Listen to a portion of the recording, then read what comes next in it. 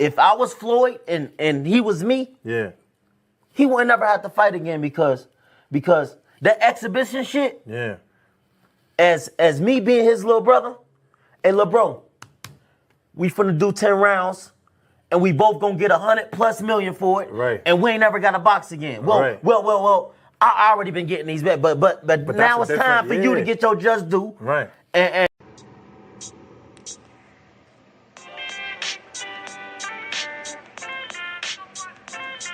yo, you know the deal. We back again. We never slacking. Word 'em up.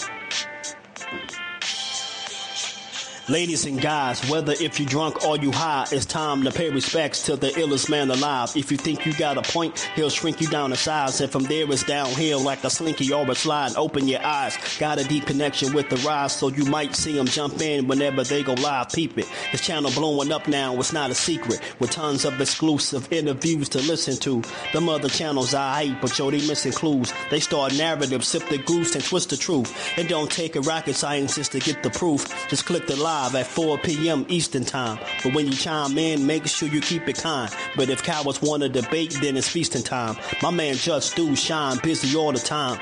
Grind 24/7, 365. Videos he might have 365. My rhyme's sick, they make you do a 365. You get a rich if you think you fit to survive. It's Jusdueboxing, time to click the live. Ain't no beginners, if you soft, you ain't down to ride. I crush you, respect too, it's Jusdu. He got the illest boxing show on the internet. The boy been a threat and he ain't even had dinner yet. Word 'em up. Yeah. You know what time it is.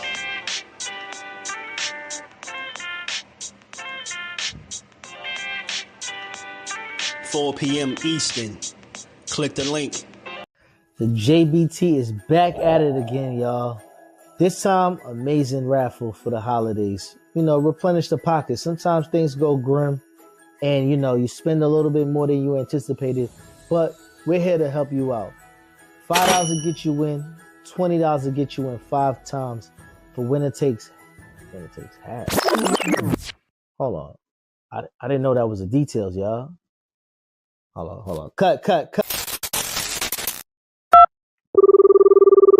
Hey, Remo. Hey, yo, Karen, why y'all ain't let me know that the prize was winner takes half? Now, this is dope. It's been running for some time now, silly. Is JBT a content creator allowed to get into this? Absolutely not. Are you crazy? No. Nope. Wow, that's crazy. No content creator, just JBT supporters, sorry. Whatever. Bye.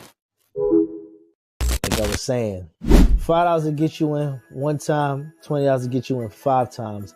Winner takes half. You can't win if you don't play, man. Jump in the raffle. JBT Network 1 is the way you get in. Leave your name and the means of contact. And enjoy the holidays.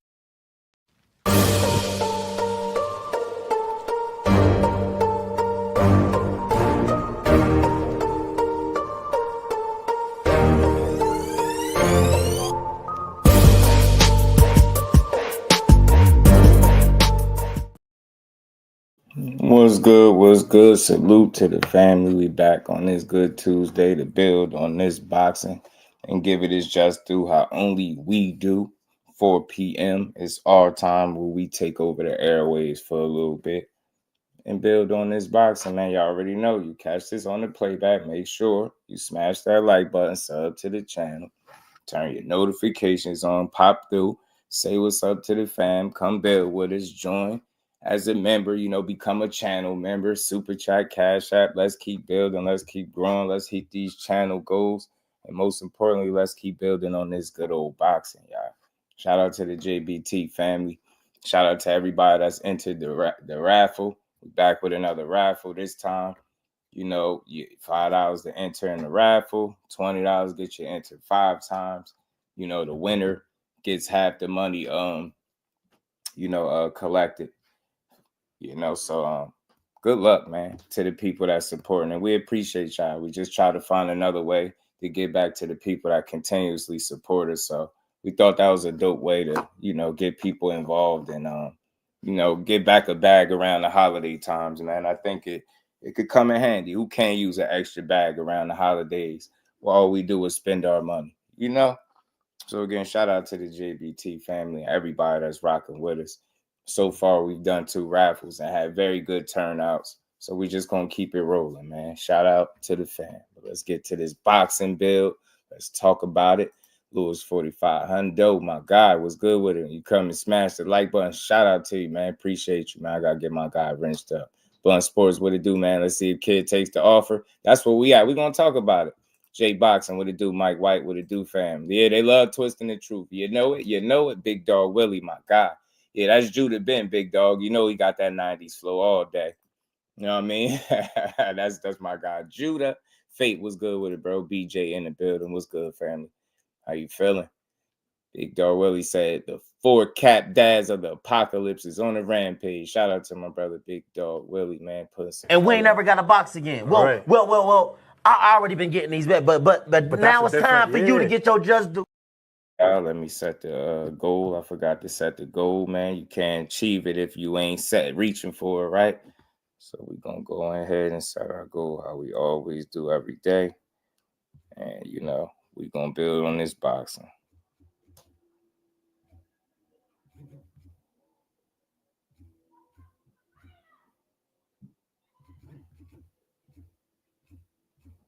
All right, y'all, give me just 1 second. Just making sure. The hell, man? Do all that. What the hell? Man, that pissed me off right now. Shout out to Big Dog. Really appreciate that support. Family as always, man. All right, let's get to it. KO, my God. Showtime the guy. What's good with it, bro? Gertz, what's good with it? KO, what's good, family? Man. I'm telling you, bro. Got to keep the bell money on standby. You cook people on panels. You cook people in comment sections. It's a whole lot of chefing going on, man. Shout out to a real one, man. That's all. That's it. That's all. Shout out to my guy. Keep cooking, man. Crucial content. What's good with it, bro? How you feeling? It's Kid Austin. Bout it, fool. We gonna find out. Teach what's good with it. Fate, what's going on with it, my guy. Kid not ready for Shakur, but that's what he said about a lot of fighters. So make it happen. Yeah, man. Y'all know me, man. I just love to talk the sport of boxing, man, with y'all, and give y'all a little any updates if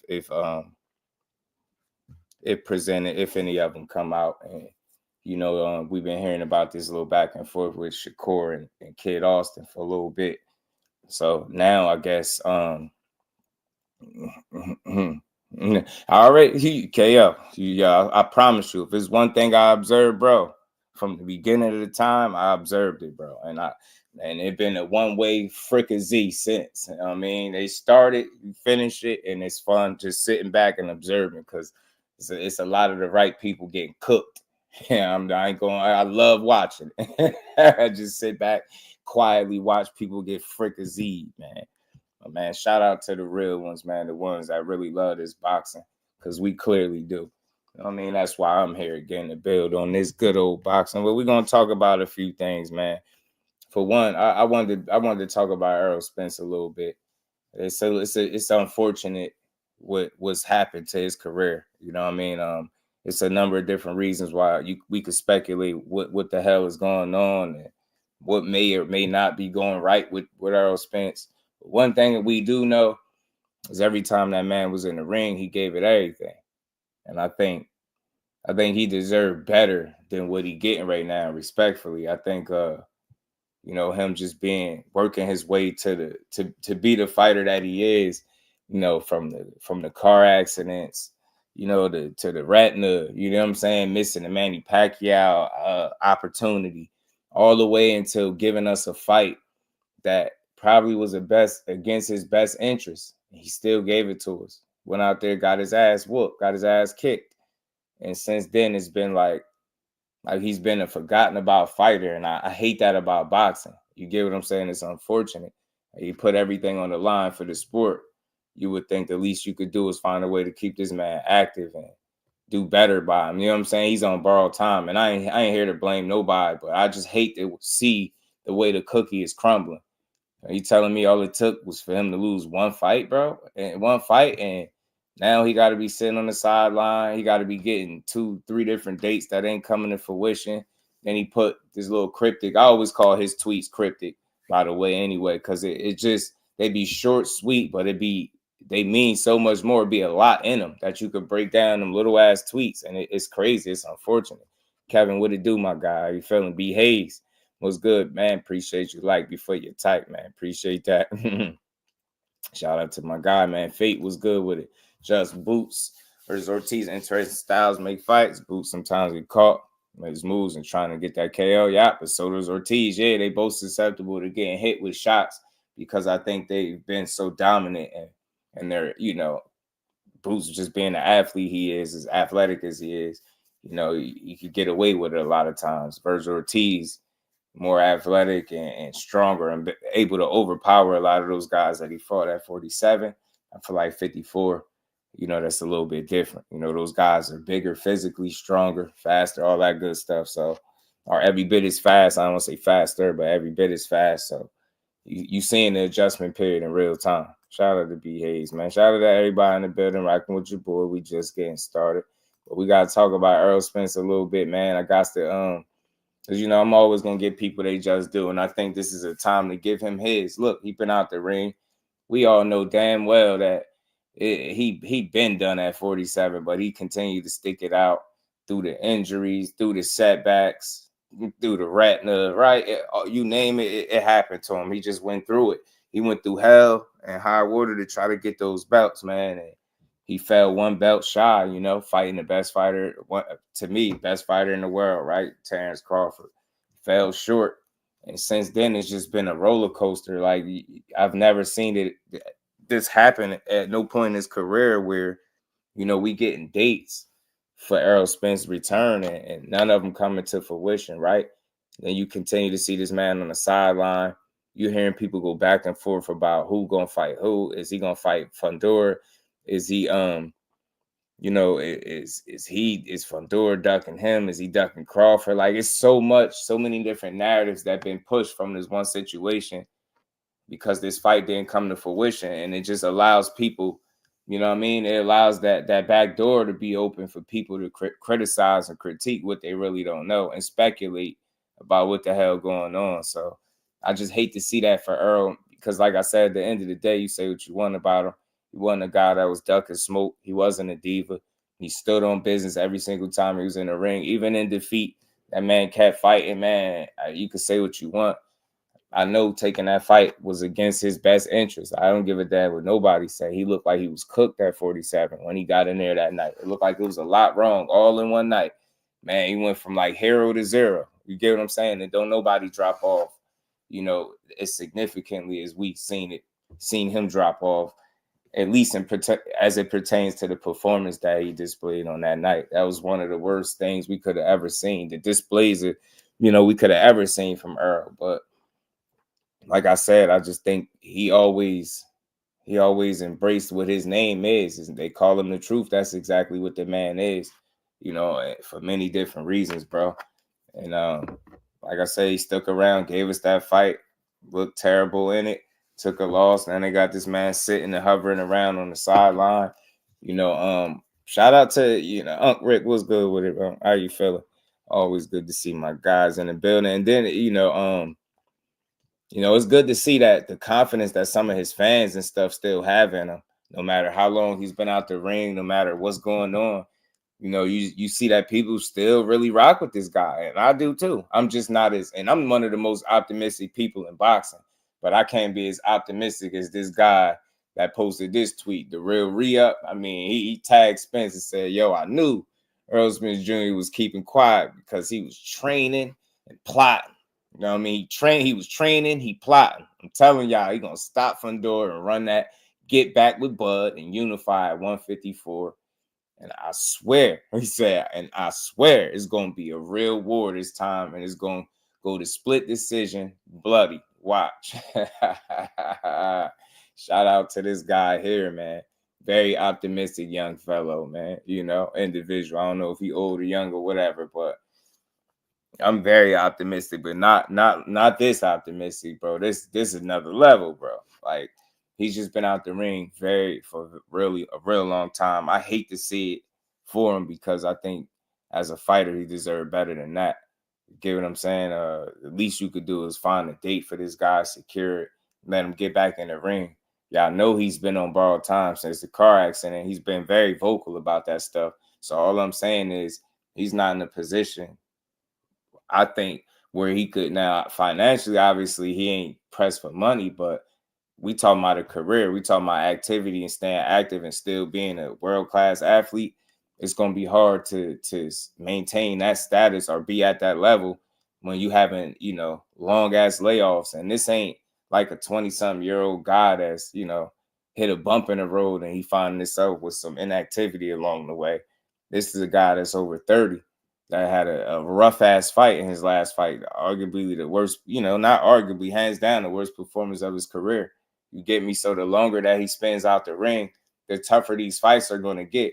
Y'all know this guy has missed a no tune-up himself, and it seemed like he's so stubborn and stuck on, like, not giving nobody a tune-up. So with that being said, if y'all looking to still put him in a situation where he could succeed, I don't know all the inner workings of the business and what's going on behind the scenes, but I know for damn sure the longer it takes to get that man back in the ring, the less likely it is to reach anywhere close to what he once was. And that's just being honest. He already probably never reached to that guy again anyway, but for him to be out the ring for this substantial amount of time and really not look like he have no even target date as aside from the dates that they released, that none of them came to fruition. That's frustrating to see. I hate to see that for him, man. I'm telling you, Rick, I'm telling you. Yeah, that ain't even something you need to think about. He at the point where a win for him would just be making a ring walk and climbing inside the ropes again at this point. You know what I'm saying? He do look happy as hell, though. He do, Fate. He do. Dante's boxing talk. My God, what's good with her? Earl got them silk sheets. He ain't fighting nobody. Kev said, I love Earl, but ain't even got a new trainer yet. Yeah, forget a date. Who getting him ready for a fight? And that's what I'm saying too. Because that's, Dub been saying the same thing. And that's real. KO is just too much stuff. Family is too much stuff, y'all. Jerry was good with it. Seemed like he on vacation. Yeah, it seemed like it, but I'm just looking at it like this. The way he sounded about, like, miss me with that retirement talk. Like, he sounded like he was adamant about trying to get back in the ring. You know what I'm saying? And this timetable, this timeline, this amount of time out the ring just being idle, I don't give a damn how much working out you doing and how much you keeping yourself in shape. You can't duplicate real fight action, activity inside of, in sparring and in training. You just can't. So I hate to see this for him. And look, again, you got some really confident fans out there. They feel like, look, EJ could do it, bro. He could bounce back. But man, EJ responded like, bro, you dreaming. He said, you dreaming. He said, you dreaming. Haven't heard from anyone in months. And that right there, y'all, is what concerns me. That tweet says so much more. Like, that we study on here talking about dates, opponents, who we gonna fight, how you about to unify, how you about to go back, double back, beat Bud up. Yeah, that's that fairy tale shit. That shit sound good, but the reality is, as a fighter, he's so far away from achieving any of that. At this point, you got to make sure we could get a date for him to get back in the ring. And like KO said, many of y'all been saying, who the hell is training him? You got so many questions, man. I'm going to always rock with Errol Spence. Win, lose, or draw. If he retired today, tomorrow, next year, next week, still going to rock with him. Successful career, but damn, he ain't Superman. He let you know that. He ain't no Superman. All that time out the ring, this ain't no spring chicken. Yeah, all that shit sound good. You just be out and you just going to get back. He going to train hard and yeah, no, you can't do it. Don't work like that. All the wear and tear to the body, the fight. Like I said, fight's getting tougher. He done took damage and that, sparring, accidents, you name it. He's been through it physically. You don't have the time to sit around for 2 years, year and a half, 2 years on the sideline with no fight. And then you getting back in there talking about no tune-up, and you going to fight a 6'5", 6'6", long body, long arm. This dude got the damn wingspan of a heavyweight. You get what I'm saying? Like, bro, you about to jump right back in there with that guy? Man, it's an awkward fight. That's gonna be crazy. Seeing Errol Spence stand next to him was crazy, yeah. Like, damn, bro. Like, he not Superman. He a hell of a fighter. He always gonna be that, but he's never gonna be Superman. So you can't just have the man just sitting outside the ring, like, you know, and just not doing anything. You know what I'm saying? That shit not gonna work well for him, man. I hate to see him. I would hate to see him get battered, because one of the hardest fights to watch was that Terrence Crawford fight. That's one of them joints where you might watch it twice, but you hate seeing him get battered like that. And man, you know, at least we able to look at Terrence Crawford and be like, well, that's the best fighter in the world. Fundora done been knocked out. He done been in some wars already. Man, if he get the hands on you and you bad fight with him, it's bad all around the board, bro. Bad all around the board, man. Sheldon, what's good with it, fam? How you feeling? Yeah, that was just somebody on Twitter. And I just look at it as they just optimistic fans. You know what I'm saying? They really, really believe in that guy. And some of it is blind belief, because that's just too optimistic what he's saying. I'm hearing PBC got another free card. Yeah, me too. I'm hearing it too. David in February, Tank in March, Canelo in May. Earl, as we can see, Earl is April, June. And how long that's going to be, KO, by the time he there? What's that going to be? 2 years? What's that going to be? A good 2 years out? 28 months? Like, damn, bro. Shout out to Errol Spence, bro. Damn, but that's tough, man. Earl and Frank look happy as hell. I'm happy for them brothers. Yeah, I'm happy too. If he never fight again, I'm rocking with him. But I'm just speaking like, damn, because I see so many people still like, hey, man, he going to come back. He going to get Fundora, man. I was talking like that for a quick second. Nah, but I start seeing all this extra time and these dates being inconsistent and him not being able to have a solid date. I'm like, hell no. This shit is not going to work well, man. Shout out to Big Dog Willie. So I heard Bill Haney is training Errol Spence Jr. You a fool. Yeah, 40 mil bill is what they call him. And we ain't never got a box again. Well, Right. well. I already been getting these bets, but now it's time for you to get your just due. Shout out to Big Dog Willie. Appreciate you, fam. Lisa, peace to the queen. How you feeling, Ambrose? What it do? Crucial content. That tweet looked bad. Yeah, homie was basically saying Earl's putting in work and plotting, and Earl saying, you dream. My guy cooked, man. That's what I'm saying. Cornelius, what it do, fam? Earl, the L on the chin, no excuses. Y'all injured against Crawford, all types of stuff. And he still took the fight. Shout out to Cornelius. Tony, what it do, my guy? You know what I mean? I can't understand why Spence has the confidence that he can defeat Fundora. That's because he's a fighter, bro. He's supposed to, even though he got a long way out, because Sebastian doesn't really know. Use his reach. He know how to use it a little bit, you know. He just don't stay consistent with it. But nah, as a fighter, Errol Spence supposed to be confident. But Errol Spence, one thing about him, he a realist. He a realist. I don't think he's sitting around talking about he gonna smoke him and do all. Now, of course, he gonna talk like a fighter, but he know that's gonna be a tough fight. You get what I'm saying? KO 2 years, bro. Golly. And that's coming off the word your only loss, but the worst performance in a battering. Now you talking about a long ass layoff. Now you talking about jumping in there with a unorthodox long body Doslam. Like, you got Mr. Fantastic from Fantastic Four. That's what you fighting that guy. You really fighting that, but you fighting a human coconut long boy. Boy, tall, long body ass, man. You fighting Doslam from Street Fighter, bro. That's what Fundora is.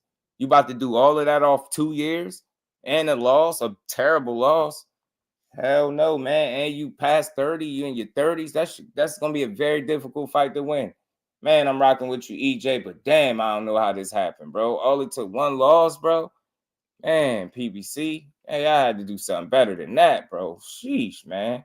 This is a tough-ass fight. It's an uphill battle if I ever seen one, literally. Big, tall body. You see how he looks standing next to Earl? Should look bogus. I'm like, damn, bro. And I know we like, yo, just target the body, man. Man, Fundora like to fight in the inside. And long as he is, he gets some good leverage on them uppercuts, bro. Man, that shit is going to be a tough fight, bro. Can't wait to Benavidez, Wilson Morel. Right. That beats 99% of the fighters. Right. Father Time, undefeated, man. Mr. Kyler, what it do, fan? Say who I got with who? Who I got with what fight, Jay? J.A. Dixon, what's good, Jay? Showtime, the guy was good, bro. Mr. Impride. Jordan in the building was good, fam. Earl gonna need work either for a door win or lose. Man. Man. Oh, you already know. We're gonna talk about that too. We're gonna get to that though. But I can't Kid Austin, in my opinion, is too inexperienced for the upper echelon of the division right now. But you know, anything can happen. He playing with house money. If he get an opportunity against him, he's young as hell. He could always go back to the drawing board. What is the kid? 22. Like, so ain't be getting a solid payday opportunity to fight for a title and fighting one of the best in the division. Even if he did lose, it wouldn't be a bad thing. But we're gonna get to that shortly, man. But I had to talk about growing. The body leaves you vulnerable. Yeah, the counter shots. Good luck, Spence. I'm telling you, it's a difficult fight, Jay. Shout out to my baby girl, the queen, Miss Jusdu. How you feeling, baby girl? Always good to see you. Behind the Hands TV, my brother, what's good, man? How you feeling? Father Time is undefeated. My uncle inactive is dangerous too. You get me? You get me? And he dealing with both. Father Time gonna be sitting front row and center, leg cross, watching. Like, no, I don't want to see that for Earl, man. I don't want to see that for him. I don't want to see that for him, bro. I don't. I hope Schofield takes the fight. Yeah, man, me too. But you know, Earl did look happy. Him and Frank Martin, for what it's worth. Like, just seeing him, man, he interacting with his guy. They looked happy. Say, man, we working, man. We working, man. You know what I'm saying? He ain't wake me up from a run. Nah, bro. Nah. Hey, going on vacation, not bringing your running shoes, is like going on a dinner date and not bringing your wallet, man. Oh, man. Oh, God damn, man. We went, man. We went up, man. And we ain't missed one. And look like the weight down, like at a reasonable, you know, he looking like he had you know what I mean? Looking in some fairly decent good shape, but none of that shit gonna matter because you're not, there's no training that you're gonna be able to do that's gonna make up for being outside of the actual sport of box, outside the ring, the square circle for 2 years against some long, unorthodox ass southpaw. You get me? Man, it's a tough ass fight, man. Yeah, man, he does. At least I was just saying he loved to fight in that inside. That's not easy. What's good, Showtime Ryan versus Apple? I want to smoke them for that fight, man. Kid, I was fighting Shakur for Tank is nasty. Nah, I think it's a matter of how the opportunities fall. For real. At the end of the day, and you don't know for sure if they're gonna take it. I'm hearing people saying that he said it's done or whatever the case. He probably putting that on Twitter, but I don't even know. You know what I'm saying? I did just hit Shakur a little earlier, just a little while before I got up here about something.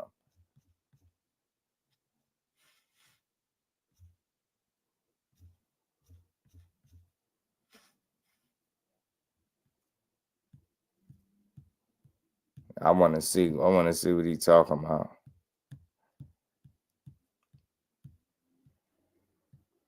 Man, they talking this talk, man, but I hope it is. Ring rust is real, yep. So is that, yeah, Fundora, yep. Yo, I'm telling you, had Lubin looking crazy, man. Had Lubin looking like dude off The Mask, bro.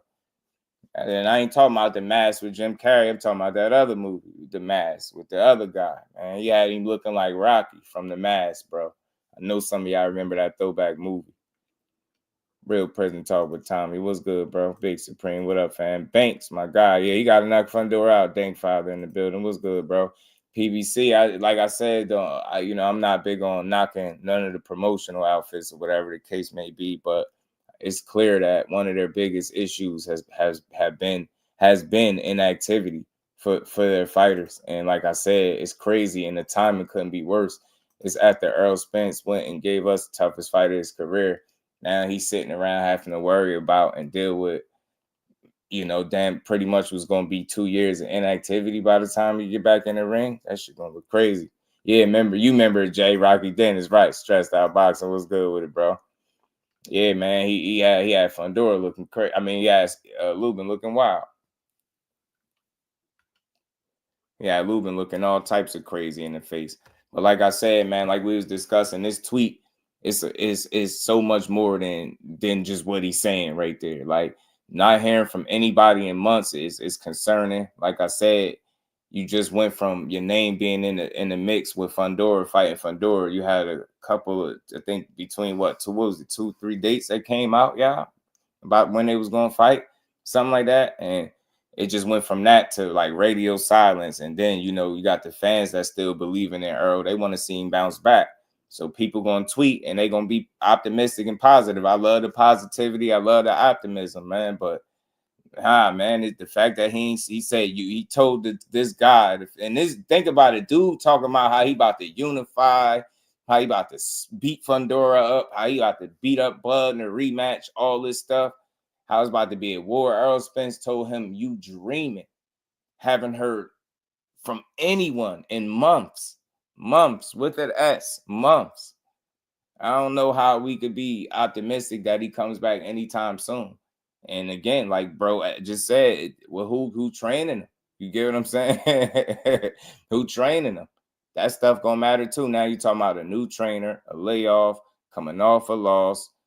You moving up a weight class, you fighting one of the top guys, dangerous ass, 6'6", you know, Gosling.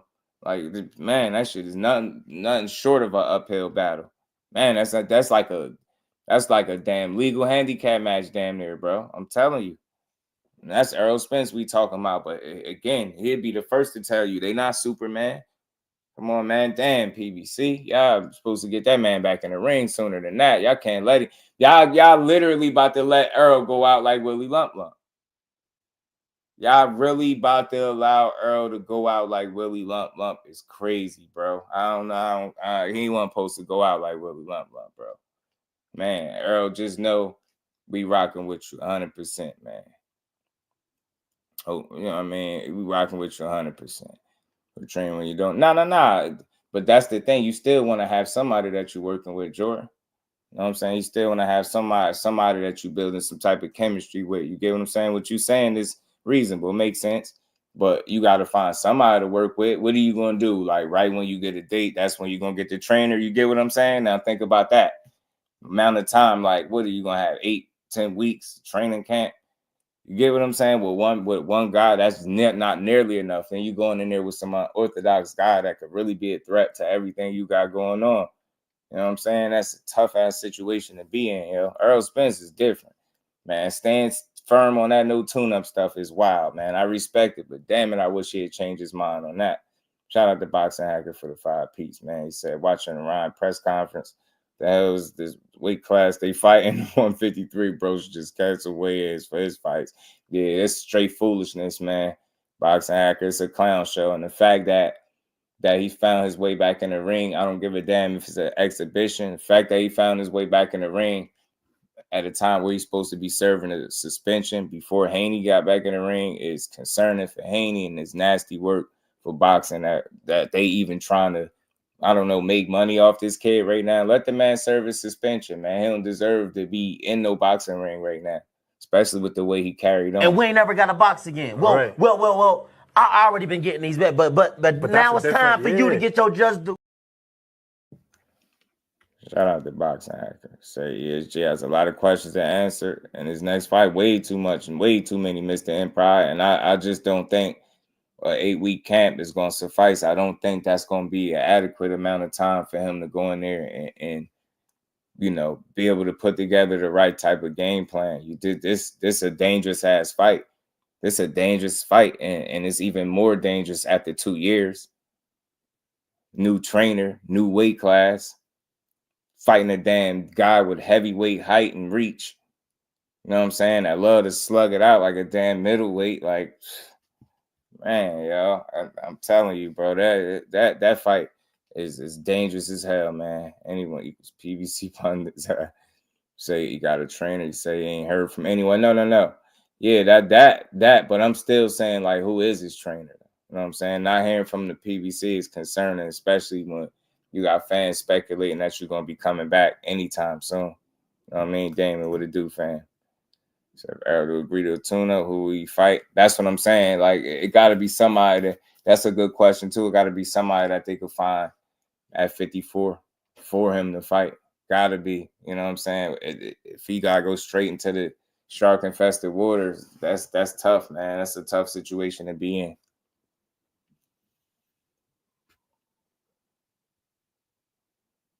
Yeah, Tommy, because he still can make money, and they showing you that. Even in his suspension, they finding a way to give him an opportunity that I just don't think he deserved at all. 2 cents boxing. Peace to the queen. How you feeling? Take a tune up, be fighting the damn NBA 2 guard. I'm telling you, bro. I'm telling you, he need it. Behind the hands, he need him a good old he need a good old tune up, bro. He need it, yo. I ain't gonna lie. If it was ever a time for him to go back on something he said, it would be the no tune-up thing. But it's his career. Like he said, he feel like he on borrowed time. He said he don't want to give fans a fight with a predetermined outcome. He said that's a waste of time. He also, y'all heard the same stuff. He also said if you need more than 8 weeks or so to prepare, then you know something is wrong. So he got that way of thinking. I'm pretty sure he ain't change it up.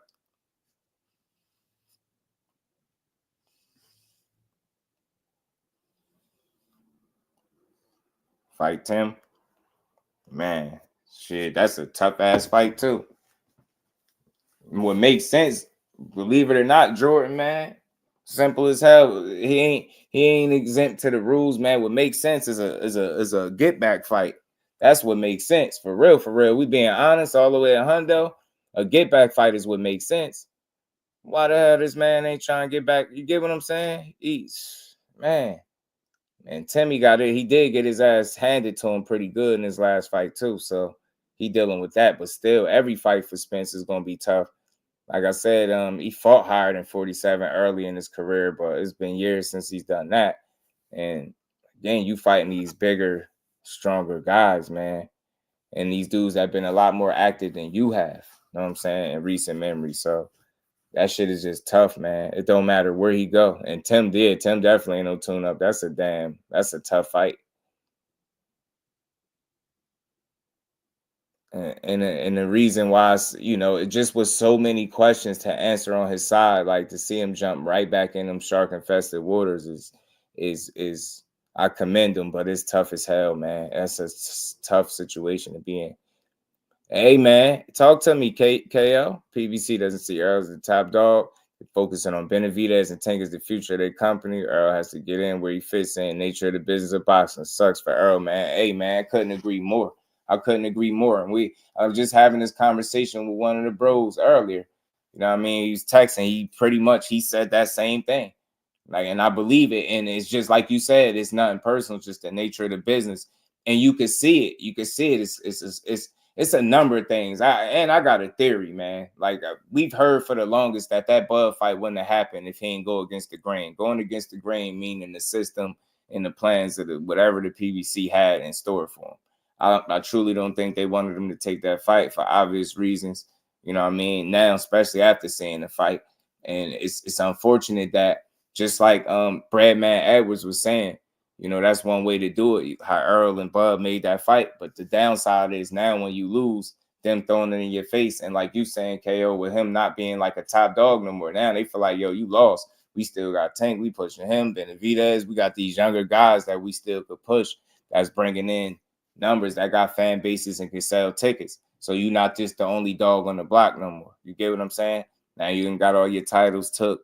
You, like I said, going against the system, they probably ain't looking to go out of their way for you no more like they once would at one point in time. And that's the unfortunate side about it. And like you said, it's just business. The nature of it is not to be taken personal. You know what I'm saying? But it sucks for him for sure because he gave everything to 47 to try to get them damn belts. And now after losing one fight, it seemed like, without having all the answers, like I said, they just don't seem as if they willing to bend over backwards for him no more. Like the fact that you're allowing dates to be leaked out, and none of them come to fruition, it's not a good sign. The fact that y'all had, and that's one of y'all top earners he's supposed to be. You know what I'm saying? Same thing with Tank having to basically retract the date. Like that's shit just not looking good on their end. And it sucks for one of they used to be top earners and Errol Spence. Like you said, look like he just got to fit in where he get in now. You know what I'm saying? That shit is, man, it looked crazy. Could be a chance Errol shouldn't be in the ring for real. Could be protecting him. Hey man, 2 cents. Hey man. Hey, I get it. I wouldn't really say it's disloyalty more so than it's the nature of the business. Like KO said, he was spot on. I don't think it's done in a like in an intentional sense, right, to screw him over or put him in a bad situation. I just think after seeing what happened in the last fight, like he's, you know, that performance is so far removed from anything he's ever displayed and put forth in the ring.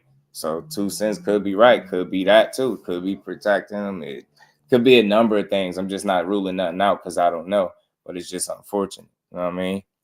Yeah, that's where his problem started, Lisa. And I know that's a conversation that might not be popular, but it also, like, if you just look at the way things are going, you never seen Spence have to question about dates. You never seen a point in his career, it seemed like, where he's struggling to get any opportunity. Now, as soon as he lose, it's like, boom. He even think about it. He even requested to be ranked in the WBO. They denied it. And you got to think, remember when he was fighting Crawford, he was talking about sanctioning fees and where they going, and he had some gripes about sanctioning bodies. Now it seemed like you done lost. You don't have a belt. You asked to get ranked. They're not ranking you. It's like they're not doing you no favors either. So now it's just like bro said, you got to get in where you fit in. That's the sad part about it, but that's what it looked like is the reality. You know what I'm saying? Suck though, man, especially with a talent like that, man. He gave everything to 47. We know he did, even staying there way too long. But that's where it seemed like the problem started. You know what I mean? Where he went and made a fight for himself that it seemed like the powers that be didn't want. And now that you lost, like I said, Brad Man Edwards, the things that he said had a lot of, they're being validated in real time. You know what I mean? They essentially use that, throw that in your face, and now it's like, oh, now it's just business now. So, man, and it seemed like, you know, what once was a very, you know, well put together plan for one of the top fighters in boxing is now seem like it's an afterthought. It don't seem like there was a plan to lose, if that makes sense, y'all. Because it should be life after a loss. And for him, with his circumstance and situation, it just seems like he took a loss and nobody, the business or the powers that be, just wasn't prepared for life after a loss. Errol Spence after a loss. You don't see what the plan is. You hearing about fights.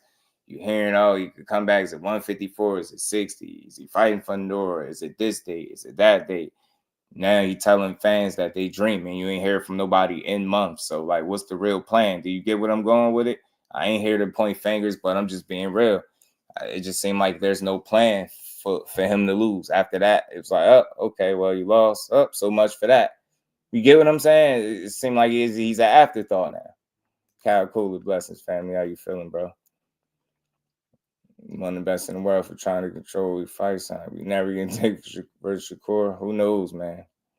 Who knows? The tweet just shows fans feel like they know what's going on. Boxers' lives, man. You never know. But I don't know. Nah, I just think he just being an optimistic fan. For me, that's what I see when I read the tweet. I just feel like he being super optimistic and feel like he maybe to a degree he know what's going on with him, but he don't. So yeah, you're right.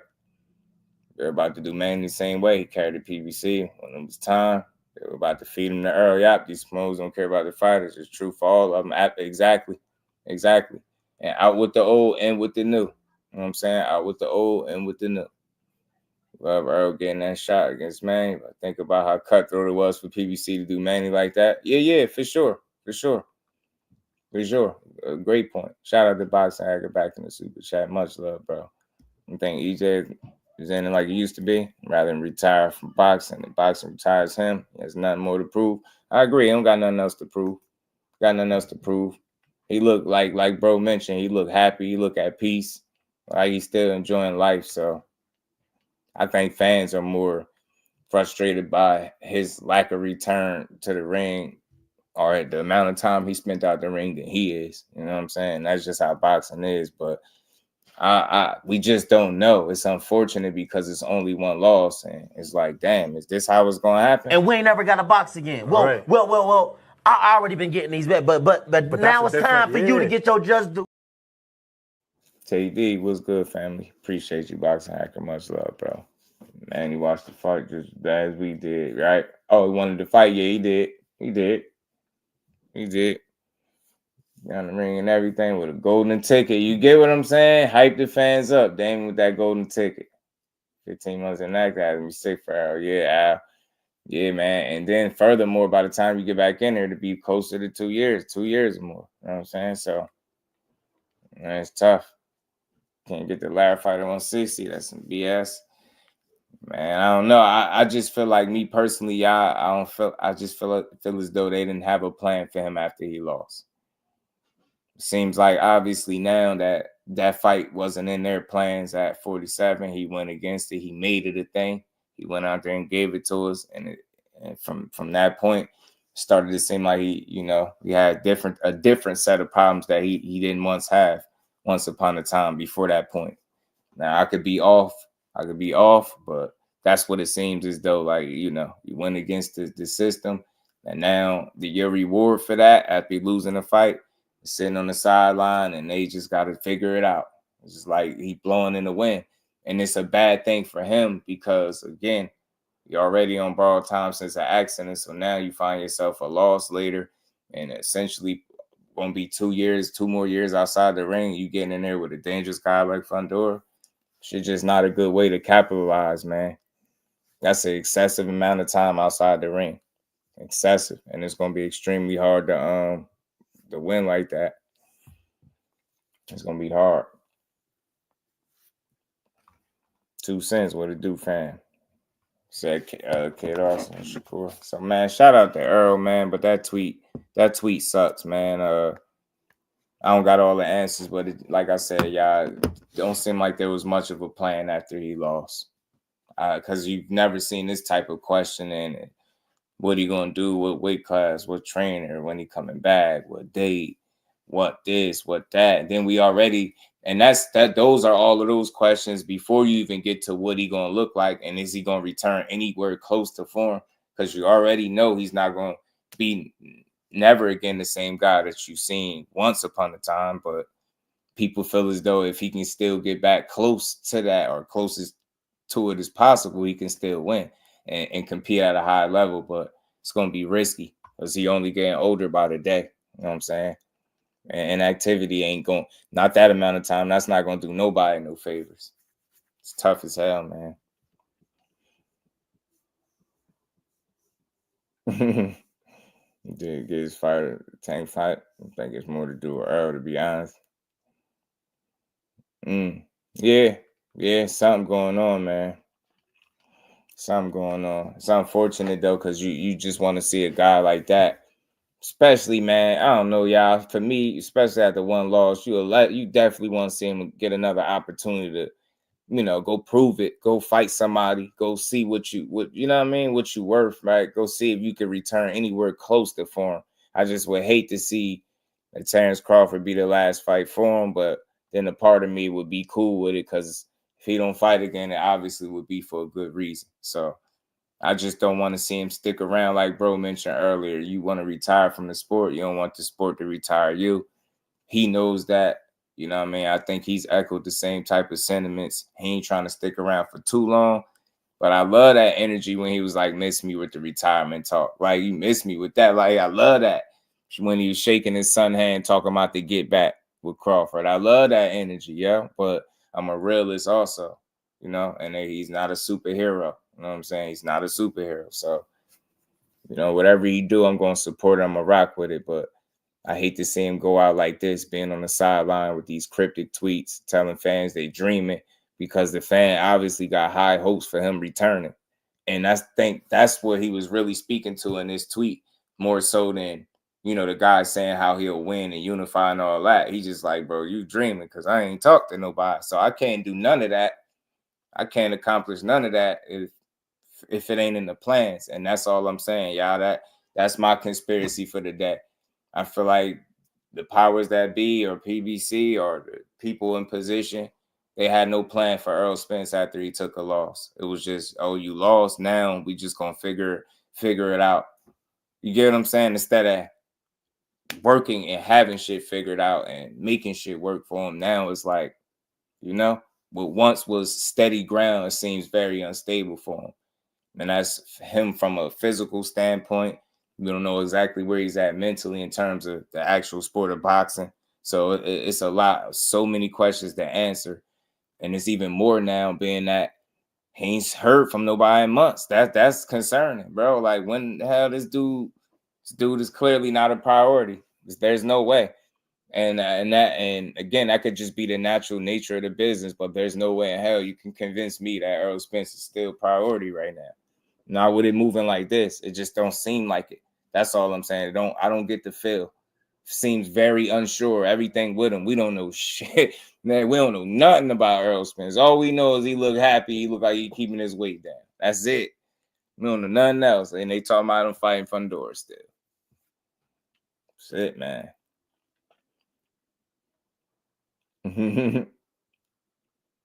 Trying to take the Errol said himself, the last time you saw could be the last time you see me. He knew back then. Yeah, he did say that. PVC, let's not sugarcoat it. Yeah, dang, man, could be. You know, I just want to leave the conversation open, like, you know, for discussion. It could be very well just be them and their business and the way they move. Let's talk fashion, my guy. Remo was good, bro. Was good with it. Crawford ended Errol's career. DGO was good with it, fam. Nah, I don't think so. B-Dog was good with it. Still think he coming back. And I get it. Crawford definitely disrupted all of the plans and all of the momentum and everything like that. But I think his career was significantly altered the minute he got thrown from that car.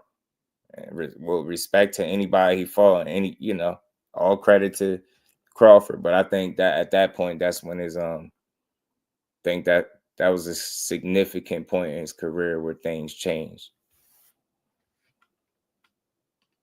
So he's not going to do normal fights. What's good with it, DG? Major events makes it even harder. I wondered that too, Damon. The health of Al Heyman, like, how has it affected the business? And has it had a negative impact? You know what I mean? If he ain't been able to be as hands-on as he like to be, right? You just never know. It's just so many questions that, you know, we weren't asking months ago, right? So now just seeing how things are unfolding, the lack of dates or you know, securing a date for one of your best stars is crazy. So again, man, shout out to Errol, man. I really do hope they find a way to get that man back in the ring sooner than later, because that it's all downhill from here. You know, that much time out is all downhill. It's gonna be, like I said, it's just extremely tough for you to win, especially without a tune-up. It's gonna be hard, very. Right, Dank. I don't think you do anyway. You know what I'm saying? Went against what I wanted. Now he's suffering. I mean, look, it could be that. That's what like I said, or I mentioned to y'all, Bradman Edwards had a little piece on Mill City where he was talking about that, and not so much Errol Spence per se, but he's saying that's the downside of it, right? Going against what your people want. Now they could kind of use that use that against you or throw that in your face. You get what I'm saying? So I ain't saying that's exactly the situation there, but it does seem like there was some type of lack of preparation to respond from a loss. It makes me feel like that initial fight wasn't nowhere in the plans because of the after effect from it, right? Like I said, just the Spence has been absent, and he already ain't a super social media guy. So, you know what I mean? When you get these little cryptic tweets, you just hate to see it because you're like, oh, okay, that's what's going on. You've been quiet, super quiet, because it ain't nothing in the works right now for you. And it can't be. So I don't know. It's tough. Aisha Peace Queen, how you feeling today? Hit one last lick and dip. Shit, if he can even find his way in the ring, right, in the right situation to get that last lick. But I think if it's anybody that deserve to get another shot to see exactly where they at as a fighter, I think Errol Spence would be that guy. I really do. I think Errol Spence would be the guy. Sources saying as Louis the Cube is running the show. Yeah, Dank, he is. Your sources would be correct. Because, I mean, well, I would say that's what I got too. So, Yeah. And I ain't here to say he's doing anything wrong, but something clearly seemed like it's different with the natural order of things, man. Dre, what it do? What it do, Unc? How you feeling? Cash crypto.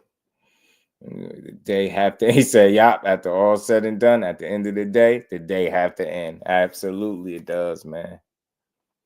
But again, shout out to EJ, man. I'm here for his return. I'm here for whatever it is he got going on. Hopefully, like I said, we hear something sooner than later, because I hate to see this tweet, and it's a, you can unpack it. It's a lot to unpack. A lot of questions you can ask for a top earner, a top dog. Not hearing from, the peoples, as I put it, the peoples.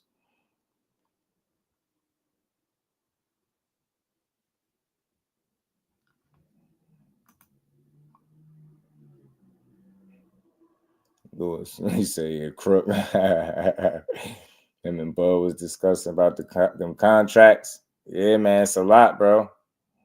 It's a lot. The PVC was back for years. I think changed the platform. They says crib from this time in the ring as well. Yeah, it's definitely a lot going wrong with the situation as a whole, and it definitely ain't going in the manner that he anticipated it going, for sure. That's for sure. Not by a long shot.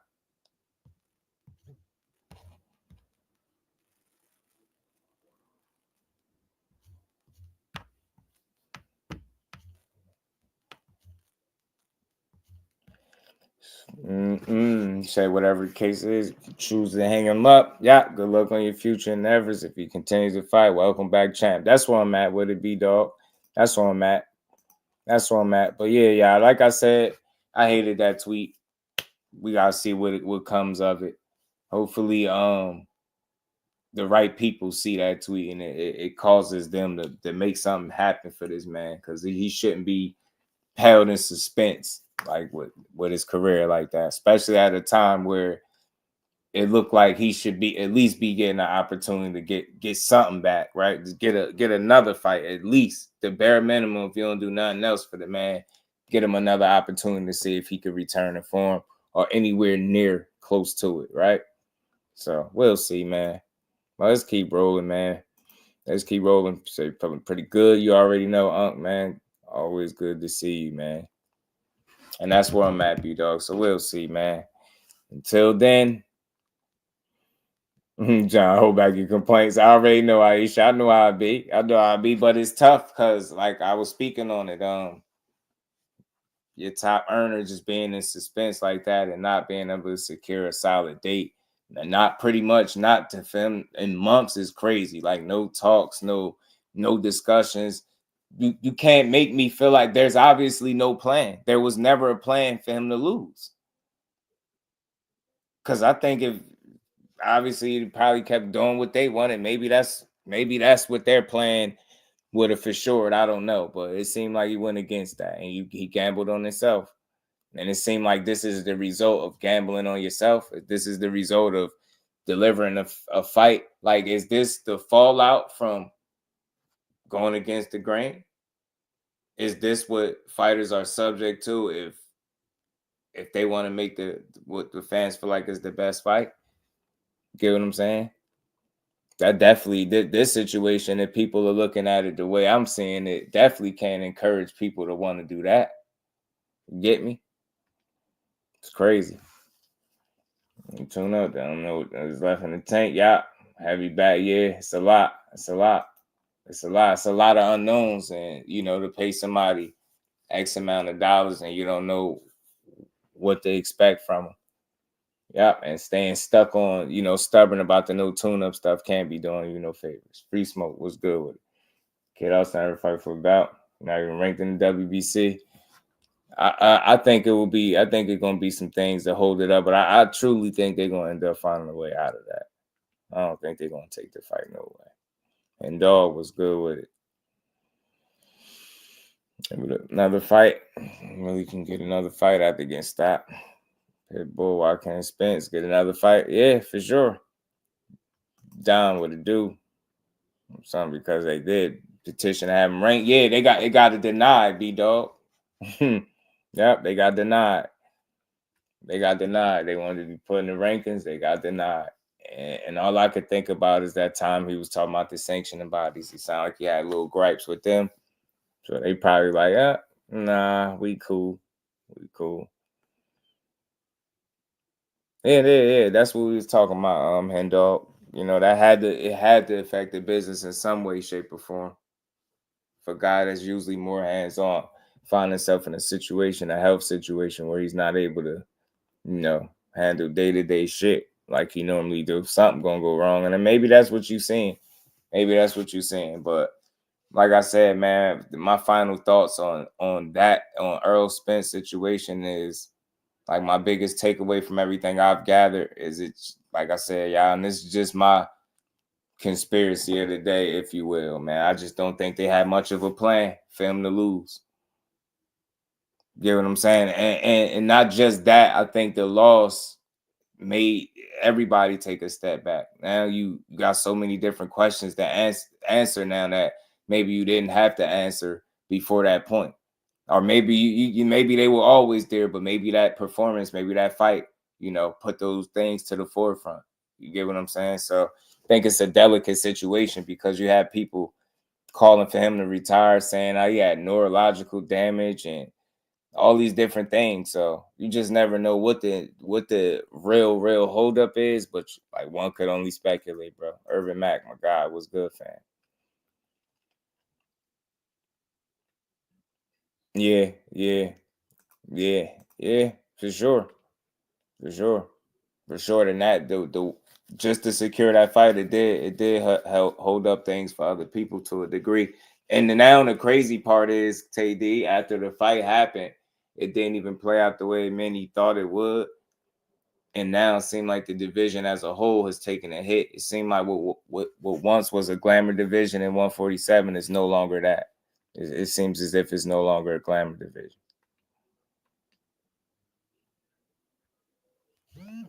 Being in the top 54 pounders, I mean, it's going to be extremely difficult to be any of those guys. Star Fox was good with it without no, with all them questions to answer. It's going to be, even if you at the top of your game, 54 is just I think a much more competitive division, like in terms of the matchups. Peace and love to you and your family. Shout out to Unc Dre in the Cash App, man. Much love, Unc, man. Appreciate the support, family. And we ain't never got a box again. Well, Right. well. I already been getting these bets, but now it's time for you to get your just do.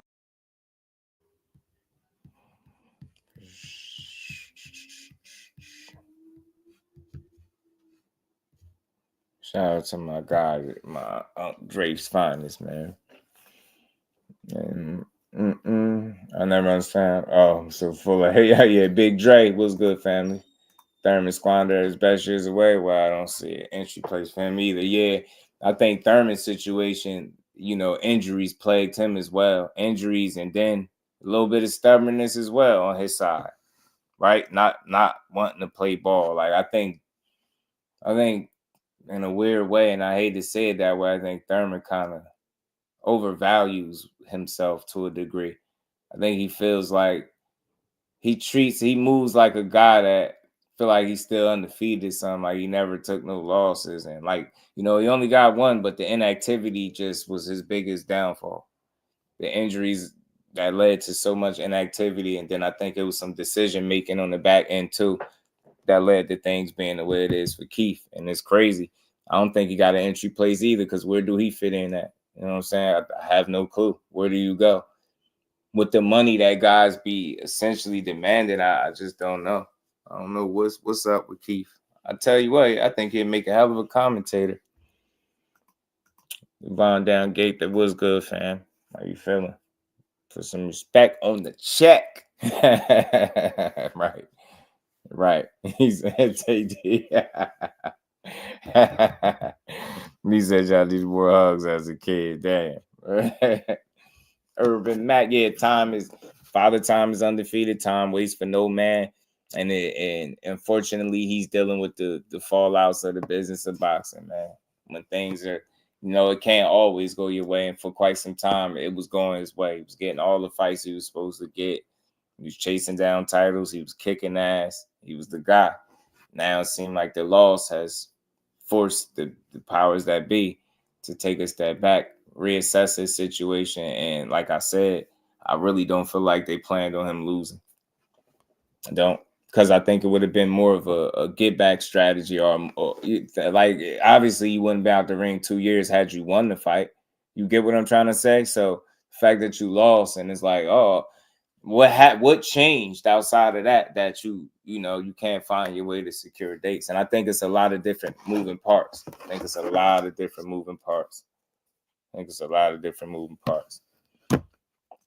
Yeah, Andre the Cash App work. You probably missed it. Shout out to Andre and the Cash App. And we ain't never got a box again. Well, Right. well. I already been getting these back, but now it's time for you to get your just due. Shout out to Andre, man. Appreciate you, man. Melanin Queen, peace to the Queen. How you feeling today? Always good to see you. All right, well, let's keep rolling, man. So that's pretty much what I got for the Errol situation. I'm always get at man is just do it. I think he always show exactly why they call him the truth in every way, shape, or form, man. So, it's the business of boxing. Hopefully the business of boxing got another fight for him in store for him that he can win. You know what I mean? If not, it is what it is. So shout out to EJ, man. Day was good with it. So let's keep rolling, man. Let's keep rolling. So because I see y'all talking about the Eddie Hearn stuff, and not the Eddie Hearn, the Kid Austin fight. Let me go to this real quick. Big B low. So fighters in it for the money, some for legacy, and some for both. Actions be louder than words. So just keep the moves with Khaleesi, who's who. Yeah, man, it's a loaded conversation though. I think they all for money. You all work better now, and it's good to hear kick your feet up, Queen. Don't work too hard. I think they all for the money. Legacy, I just think that's a bit of a conversation, right? Because me just understanding that everything is not solely left up to the fighter. And it seems like, the promoter's supposed to work for the fighter, but it seems vice versa, like the fighters work for them. And they be facilitating a lot of the moves and calling a lot of the shots. And I think, opportunities are presented differently, right? Differently to people. You've seen it. Like everybody don't get the same opportunities, just simply put. So it's tough. It's really tough. But I think at the end of the day, these dudes is all in it to get paid. But I think you do have some that really push for certain things, for certain fights. And there you go. There go your legacy for some of these guys. Yeah. Still had to drive home, drive safely, safe travels, Queen. We're at A-side now with Turkey behind him. Shit, with or without him, he would be. Shit, he got the prize. You know what I'm saying? Definitely he the champion for sure. Said Kid Austin Cheney. Them fighters straight about money and unexpected, while others are for both. Are in it for both. Yeah. I mean, yeah. I think everybody's in it for the money for sure, but not just solely money, right? But that whole that legacy thing is just a loaded conversation, man. It's a lot to unpack because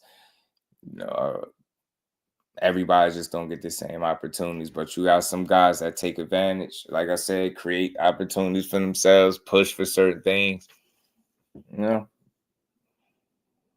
Yeah, everybody definitely not equal for sure now. But let's keep going, man. Let's get to this, man. Let me play this little joint from Eddie Hearn where he spoke briefly about what was going on. Let's get to it. Banks, what it do, man? Austin versus Corey, interesting. Both have lab work to do. Kid on skills and Corey building confidence and after the injury for sure. GQ, if you fight for legacy, the money gonna come with it. Yeah, but it's just not that simple. It's just not that simple. And we see it now. We see people hold up fights. We see these guys over marinate things, move their guys away from smoke. It's a lot, yeah. It's a lot. It's a lot. Like, just literally look at what Errol Spence had to do to get the fight that he just got, and now look at the outcome. Look at the fallout. It seemed like, because nobody can convince me that he would have been out the ring 2 years had he won the fight. Even if it was a tough fight, a tough win. You know what I'm saying? A real tough fight, and he happened to pull it off, a razor thin win. Still don't think he would have been out the ring 2 years. So it's tough, man. And it's like, it makes me feel like if you go against whatever the plan might be, you run the risk of being sat in a bad spot, like boxing purgatory. You just there. You get what I'm saying? With no real plan to continue to move you after the loss. That's what I don't like. And again, I could be wrong as hell, but it just looks that way when it pertains to Errol Spence anyway. Really don't seem like nobody was anticipating or preparing for this dude to, you know, actually be in a fight where he lost, especially that type of loss. You know what I'm saying? Steph, my guy, was good with it, bro. How you feeling? Golden boy and brother. Yeah, I feel you. But let's listen to a little bit of what Eddie was on Boxing News a few hours ago, and he was, you know, talking as he always talk. Yeah, right. Oh. Well, look, I'll address that real quick. Gertz, shout out to you, bro. I did hear that also. I heard that he wasn't gonna be on the React season card February 22nd, and he was gonna possibly be headlining his own card in Newark with Raymond Ford possibly co-maining. Now, this is what I could say about that. You know, I heard that as well, and I tried to ask him. I asked him to confirm it. And, you know, sometimes fighters, even when you write, sometimes they'll tell you, like, no, or, you know, nah, that ain't true. And sometimes it'll be they just don't want you announcing it before them. But I did ask him about the hometown fight and all that stuff. He was like, he didn't know anything about it. So he said, nah, I didn't know nothing about it. So we still see. So maybe he still pops up on that Riyadh season card. Who knows? That also, we're gonna listen. We're gonna play it though. Damn sure. I'm busy, my guy, man. What's good with it, bro?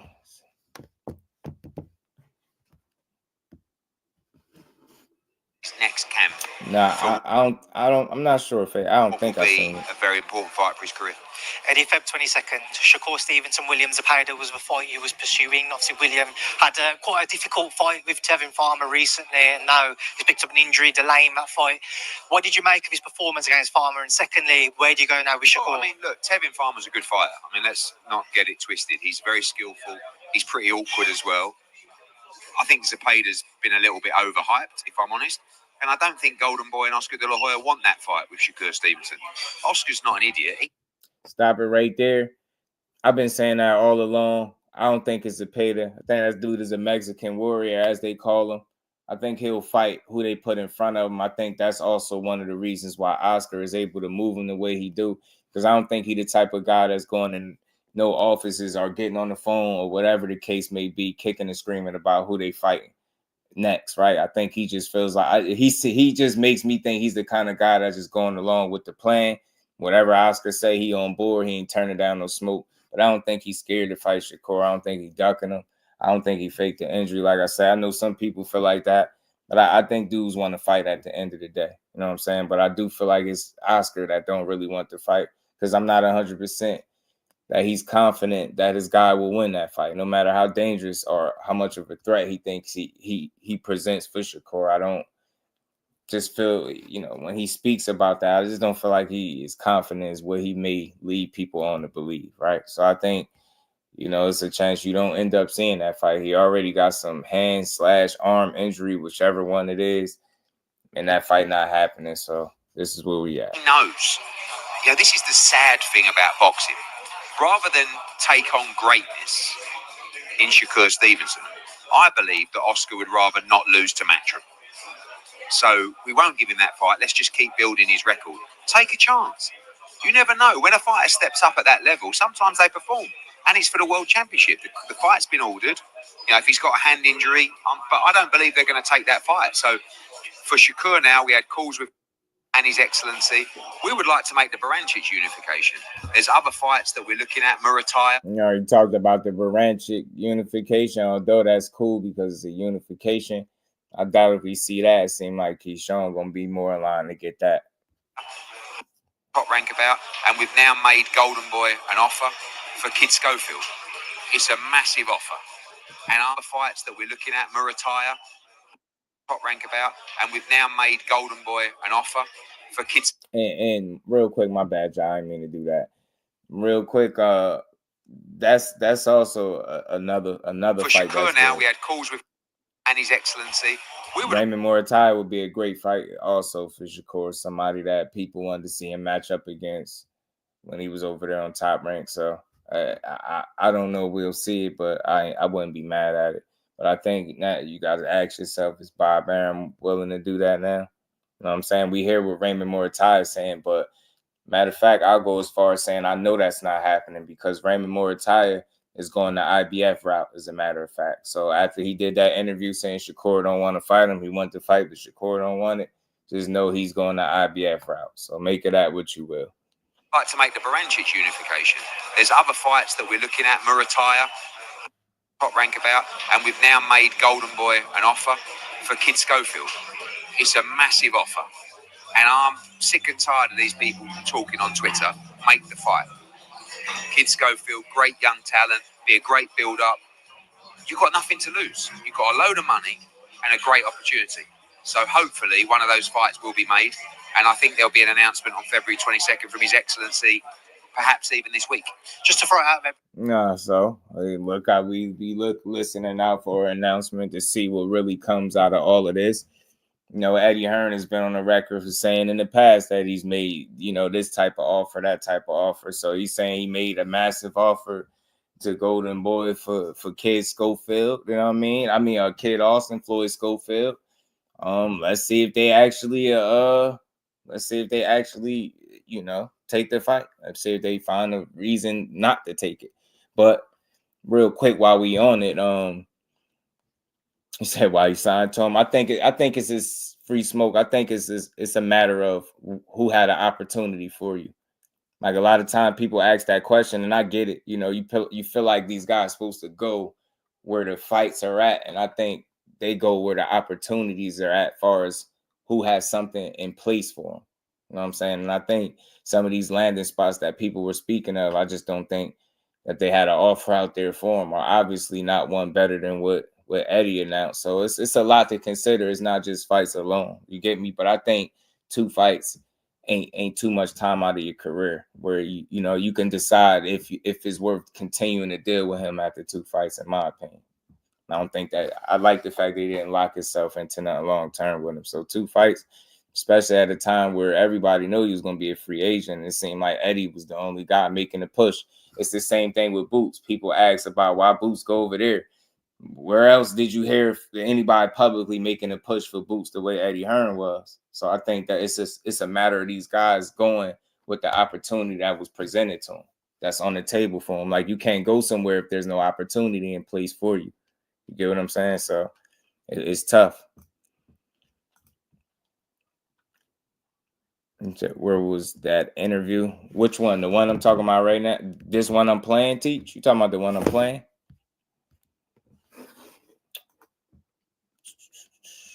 Real quick.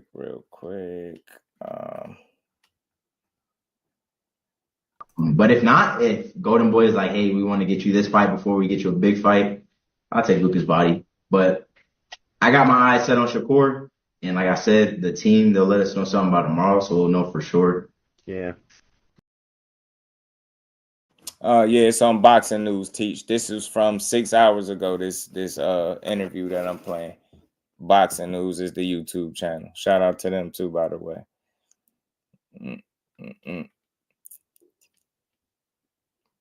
So I think that's what's going on in terms of Eddie. I think he was quick to kind of, you know, make a push for these guys and again present them with opportunities that maybe nobody else was, right? And they just went with what was offered to them, right? Obviously, it was something that they had to have a liking for to sign up there. But 3 fights for Boots, and he already got 2 out the way. 1 more to go. 2 fights for Core. I don't think it's going to take an extremely long amount of time to get those fights out the way. And like I'm saying that because I think after you get the 2-fight deal out the way, you can see right then and there if it even makes sense for you. You can decide if it makes sense for you to continue to do business or exit stage left and go get, go get the whatever opportunities is out there for you. Motown 909s, what's good, fam?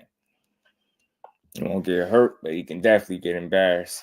Yeah, if he take this fight, I have much respect for him. I already see they little backup plan with the Lucas body talk, so we'll see. But Eddie Hearn claims that he made a massive offer to him, so. And a great opportunity.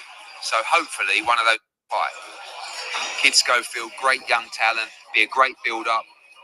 You've got nothing to lose. You've got a load of money and a great opportunity.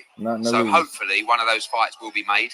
And I think there'll be an announcement on February 22nd from His Excellency, perhaps even this week. Just to throw it out there, because it was obviously previously going to happen, Joe Cordina not in the running now? Or no, I mean, I think that, we mentioned Cordina for the fight. I think that the main plan would be to fight Barancic for a unification, but obviously, top rank, there's a few issues surrounding that as well, but I think it might come from those other two, if not Barancic. Vergil, Ortiz, Jaron, Ennis. So there you go with that. At the end of the day, he's saying a massive offer has been made. Promoters always jazz it up, use whatever word he wants. He's saying massive offer. Okay. We're just going to sit back and see what comes out of this. I hear some people saying it's Floyd Schofield or Kid Austin saying it's a done deal or something like that. I haven't checked their Twitters or Instagram or whatever to see because a lot of time they just be chatting, but we'll see if anything comes out of this fight. Like I said, I look, fight who want to fight you. Take the opportunities that's in front of you and perform when you get in the ring. I can't control what guys fight who when they fight them. I'm not about to get up here every day tripping about who these dudes fight. Fight who want to fight you. You get what I'm saying? You got to teach. Fight who want to fight you. Simple and plain. But stand on business, though. You know what I mean? If you say you want something, put yourself in position to get what it is that you say you want. Simple. You know what I mean? And just keep winning. But I can't control these dudes fight and the timing of it and who they pick and why they pick and who they sign to. That's for them to worry about. I'm just here to support the fights. When they give me a good fight, I'll watch it. Floyd Schofield seemed like it's early for this opportunity. Like it'll be a bit premature on his side.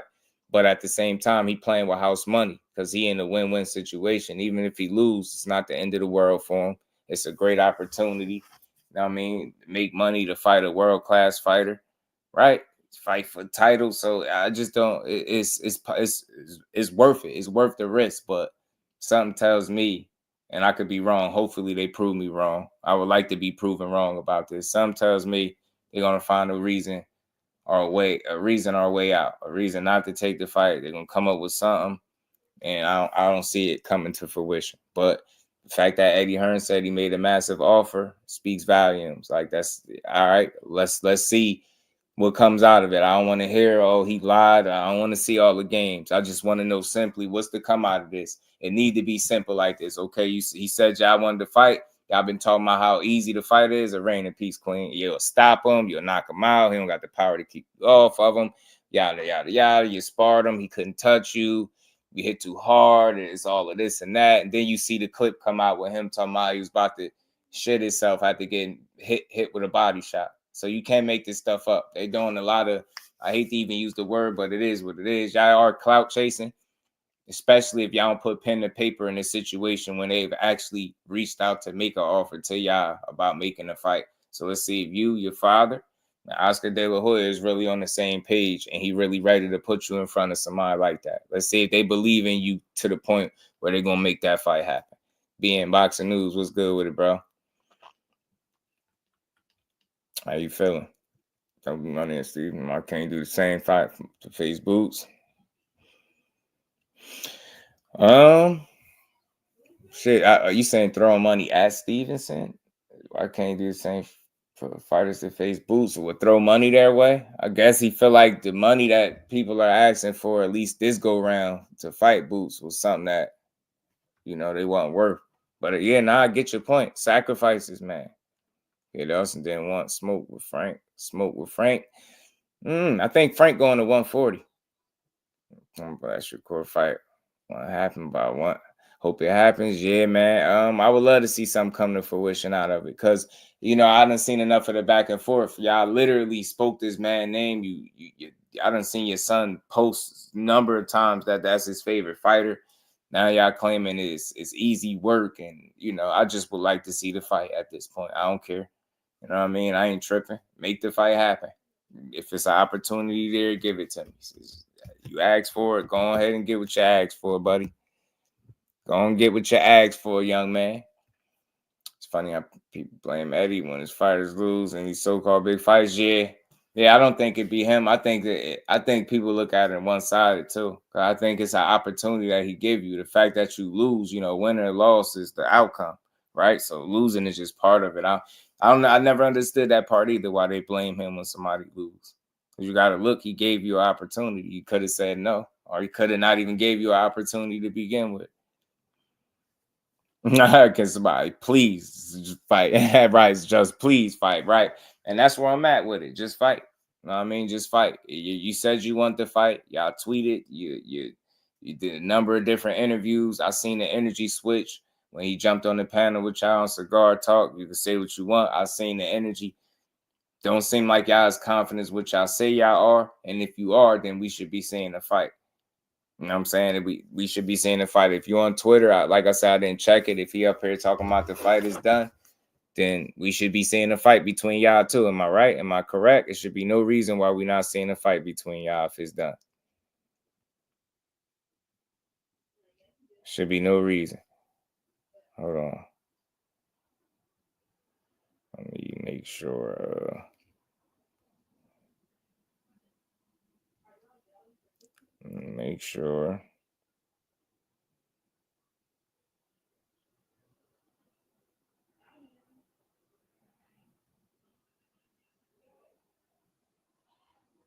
Yeah, let's see, man. It's February 22nd.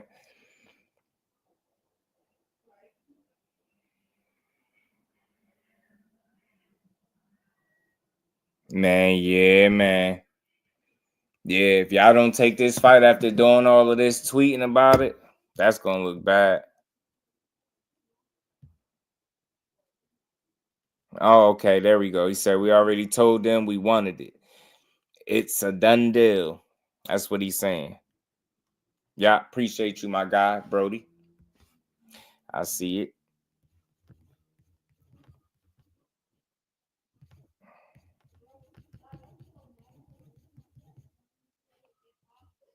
Mm-hmm. Yeah, so he claiming it's a done deal, right? He's saying we already told them we wanted what we wanted. He said it's a done deal. That's Kid Austin Pops saying that.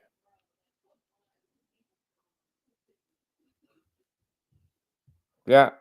So let's see it. Let's see it, man. That's all I can say about it. Let's see it. I think it's early for him in terms of experience and just overall pedigree, and not being as refined and as polished as he gonna need to be to win that fight. I think athletically, he's very athletic. I think he does have skill and some talent. I think he can make the fight interesting. But I think in the long haul, I think he gets outthought, outboxed, and taken to school a bit. I do. I think it could be an entertaining scrap though. Styles make fights.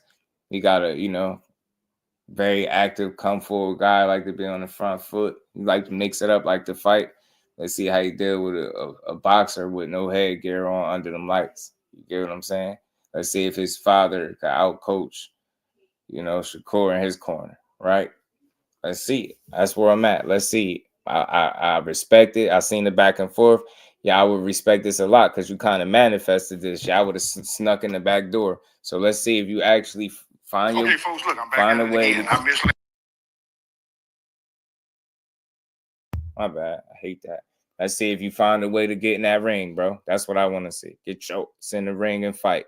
Shout out to you and your pops. If y'all take this opportunity, I got my respect. But I think it's a bit early. But like your pop said, man, or no, pardon me, like Eddie Hearn said, it's like a win-win for you because you get what I'm saying? It's not the end of the world if you lose because you're young as hell.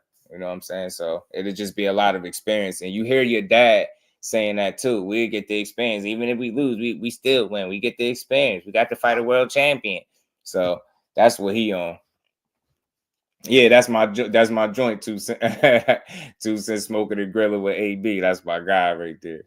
I had clicked the notification by mistake. Do I believe him, just Austin team, that it's a done deal? No, I don't believe it's a done deal.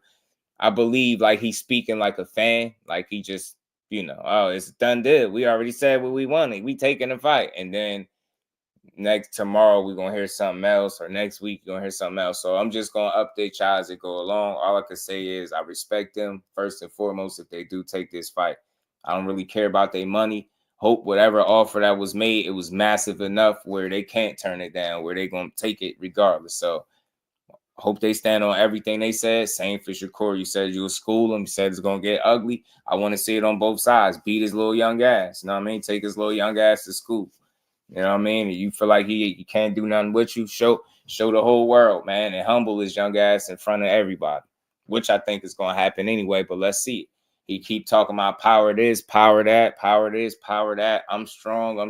I lift weights. I work out. I got muscles. That shit, none of that shit matter. Can you fight for real? Can you outthink this man from 3 minutes to 3 minutes? Can you do any of that? Nobody care about your muscles. Nobody care about your six pack. No, man, no, this is not bodybuilding contest, bro. So can you fight? You know what I'm saying? Can you get in there and really outthink a world-class athlete? Can you do that? Because you can't knock everybody out. And I definitely don't think you'll knock him out. So all that punching power that you talking about, you look strong, you look like you hit hard naturally, but your father say you ain't developed your frontal cortex or whatever the hell stuff he be talking about. Yeah, your frontal cortex ain't developed. You didn't get your man strength. Yeah, he didn't get his man strength yet, y'all. So, no, I don't see you winning this fight. I could see you having moments because you're a fighter. You're going to fight back. I could see you getting some oohs and ahs. I could see that. But I can see you getting outboxed, you know what I mean, took to school as well. In a cool little fight because the way you fight, you're going to make it interesting. Make Core have to fight you. Make the fight, you know what I mean, make the fight interesting. So, let's see. It's very early. I take that stuff when people say it's a done deal with a grain of salt. Again, a lot of it seemed like the focus for them is social media and convincing social media. Why I say that, y'all? When I seen Corey get up there on Cigar Talk and they talking, I seen the energy switch up. So to me, it made me feel like you really more so trying to convince the internet that you think you feel like this, you think like this, y'all like that. Then when you get them up there, it's something different. So that could be nothing. That could be me just looking too much into it. But I respect all parties involved. I don't got nothing negative to say about them. This is how you put yourself in position. I mean, if you talked your way into a fight like this, I respect it. If you go out there and really compete at a high level and show that you belong on the stage, got my respect even more. But let's see it. First things first, is the deal really done? Did you really accept it? Are you really going to fight him? You know what I mean? It's final. Shout out to GM, man. Get Austin D1, my guy, was good with it. About to get punched in his frontal cortex, but I think Oscar knows that, so it probably does. Yeah, I think they'll probably go in another direction, D1, and that's why I played this little clip right here. Again, shout out to But if not, if Golden Boy is like, hey, we want to get you this fight before we get you a big fight, I'll take Lucas' body. But I got my eyes set on Shakur, and like I said, the team, they'll let us know something about tomorrow, so we'll know for sure. Yeah. And that's what he's saying. So he's claiming that, he gonna take it. And look, he gonna be on Cigar Talk. I should share the live when he go live over there to see what they talking about. We might do that, man, but we gonna keep cooking in the meantime. Kirk Douglas, my guy. Y'all make sure y'all smashing the like button. Let's get the likes to 100. There's no way we should ever come up out of here without 100 likes. The Butcher was good with the family. Gonna watch the Ryan Garcia fight? Probably not, bro. Probably not. And real quick, just to make a quick pit stop, because I did want to speak on that briefly, so I'll do it before I play the rest of this video where Eddie Hearn briefly talked about Boots on Ortiz. Tunnel Vision, appreciate you, bro. Much love, family. Baby boy turned 7 yesterday. We had a good day, great day, man. We just gonna keep rolling. Appreciate all y'all supporting the grind as well. Let's keep rolling, though. So real quick, I just wanted to talk about this because you asked about it. Ryan Garcia is disappointing because of the talent that he possessed. The kid is talented. He just lacks discipline. I think he lacks, having any real people around him, right? A real circle. Seem like he got a lot of enablers, people that just condone what he do out of fear, maybe losing access to him or not being able to get what they want out of him. I don't know. I mean, those situations could get real bad real fast. You know what I'm saying? They can go way left, but that's him. You know what I'm saying? I'm disappointed as a fight fan that somebody with that kind of talent would in many ways take it for granted the way he's taking it for granted. I mean, look, people be quick to say, and I'll use Devin Haney as a perfect example because that was their last fight with each other. You'll sit there and say, oh, he's spoon-fed, or he got everything. His dad gave him this, and he ain't had to work, and he's been given everything. That's BS. But even with him having a good upbringing, he still work his ass off, regardless of if you like how he fight, how he rehydrate, all that stuff. He still fight his ass off. You get what I'm saying? He work hard as hell. He don't take it for granted. He's not just living off his pops money and none of that. He's trying to really get it, whether you like it or not. You get what I'm saying? And you coming from humble beginnings saying how broke y'all was, and you would think that you would appreciate your position and where you at a lot more than a guy that's been quote unquote given everything. So my thing is, he disappoints me as a fight fan. You know what I'm saying? The fight fan in me is disappointed to see that somebody with that kind of talent would just move about the way he moving. Like, if he think he's made real money so far in boxing, just think about how young he is, how many more lucrative fights he could be a part of if he just got his act together, really buckled down, took the sport serious, stayed disciplined with his weight, ate right, and all that stuff. Just imagine how good Ryan Garcia could be. But the fact that he is not that kind of guy, he's not talented, the fact that he did have Osterine in his system and he pretty much treated it like it was a joke, and now they're finding a way to get this dude back in the ring. Even in the exhibition before Devin Haney is a bit concerning for Devin Haney because you thought he would be returning at some point. But then it's concerning on the strength of boxing and what it looks like. You're trying to get this guy the opportunity to get back in the ring when he should be serving a suspension. You're rewarding this dude for wrongdoing. Now, he might not did it on purpose, intentional, whatever the case. But at the end of the day, you shouldn't be rewarding this guy for what he doing. Just let that situation, go by the wayside. It just goes to show that money overrides principle, morals. People don't care. They don't give a damn. They can make money. They like, who cares? So I don't know exactly what the situation is. I don't know if he's looking to make a lot of money, but there's no way they got him doing this for absolute free, and nobody's standing to make no type of money. Some type of way somebody benefiting off of seeing him in an exhibition. I could care less because he's suspended at the end of the day. You know what I'm saying? I think he need to sit his ass on the sideline and be suspended. You know what I'm saying? It's unfortunate, bro, because that shit could have changed his career too. Could have changed his career, yo. Could have changed his whole career. So Greg Hackett on his live that y'all need to collab. He said, yes. Yeah, you another one. Yeah, I'm gonna hit him. I'm busy. They keep telling me now. So I'm gonna reach out to Greg Hackett. Shout out to him. I had seen him in Philly, man. I ain't get to link with him, but I did run into him out there when I at the Boots fight. Test positive. Try to see the face of boxing. Hell no. He'll never be the face. He'll never be the face. So, I mean, look, he took some real punishment in that fight, GM. So it's just nasty work that boxing even wants to have. Like, let that man air. He's still hot. The block is still hot with Ryan.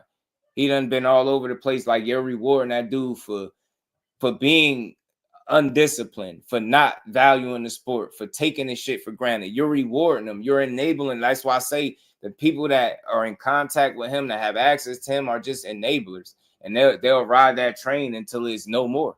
They're going to ride that joint right into the ground. I mean, he's a goofy young man. I wish he'd get a grip on life because he's so talented. Yo, you lying if you say the man ain't talented.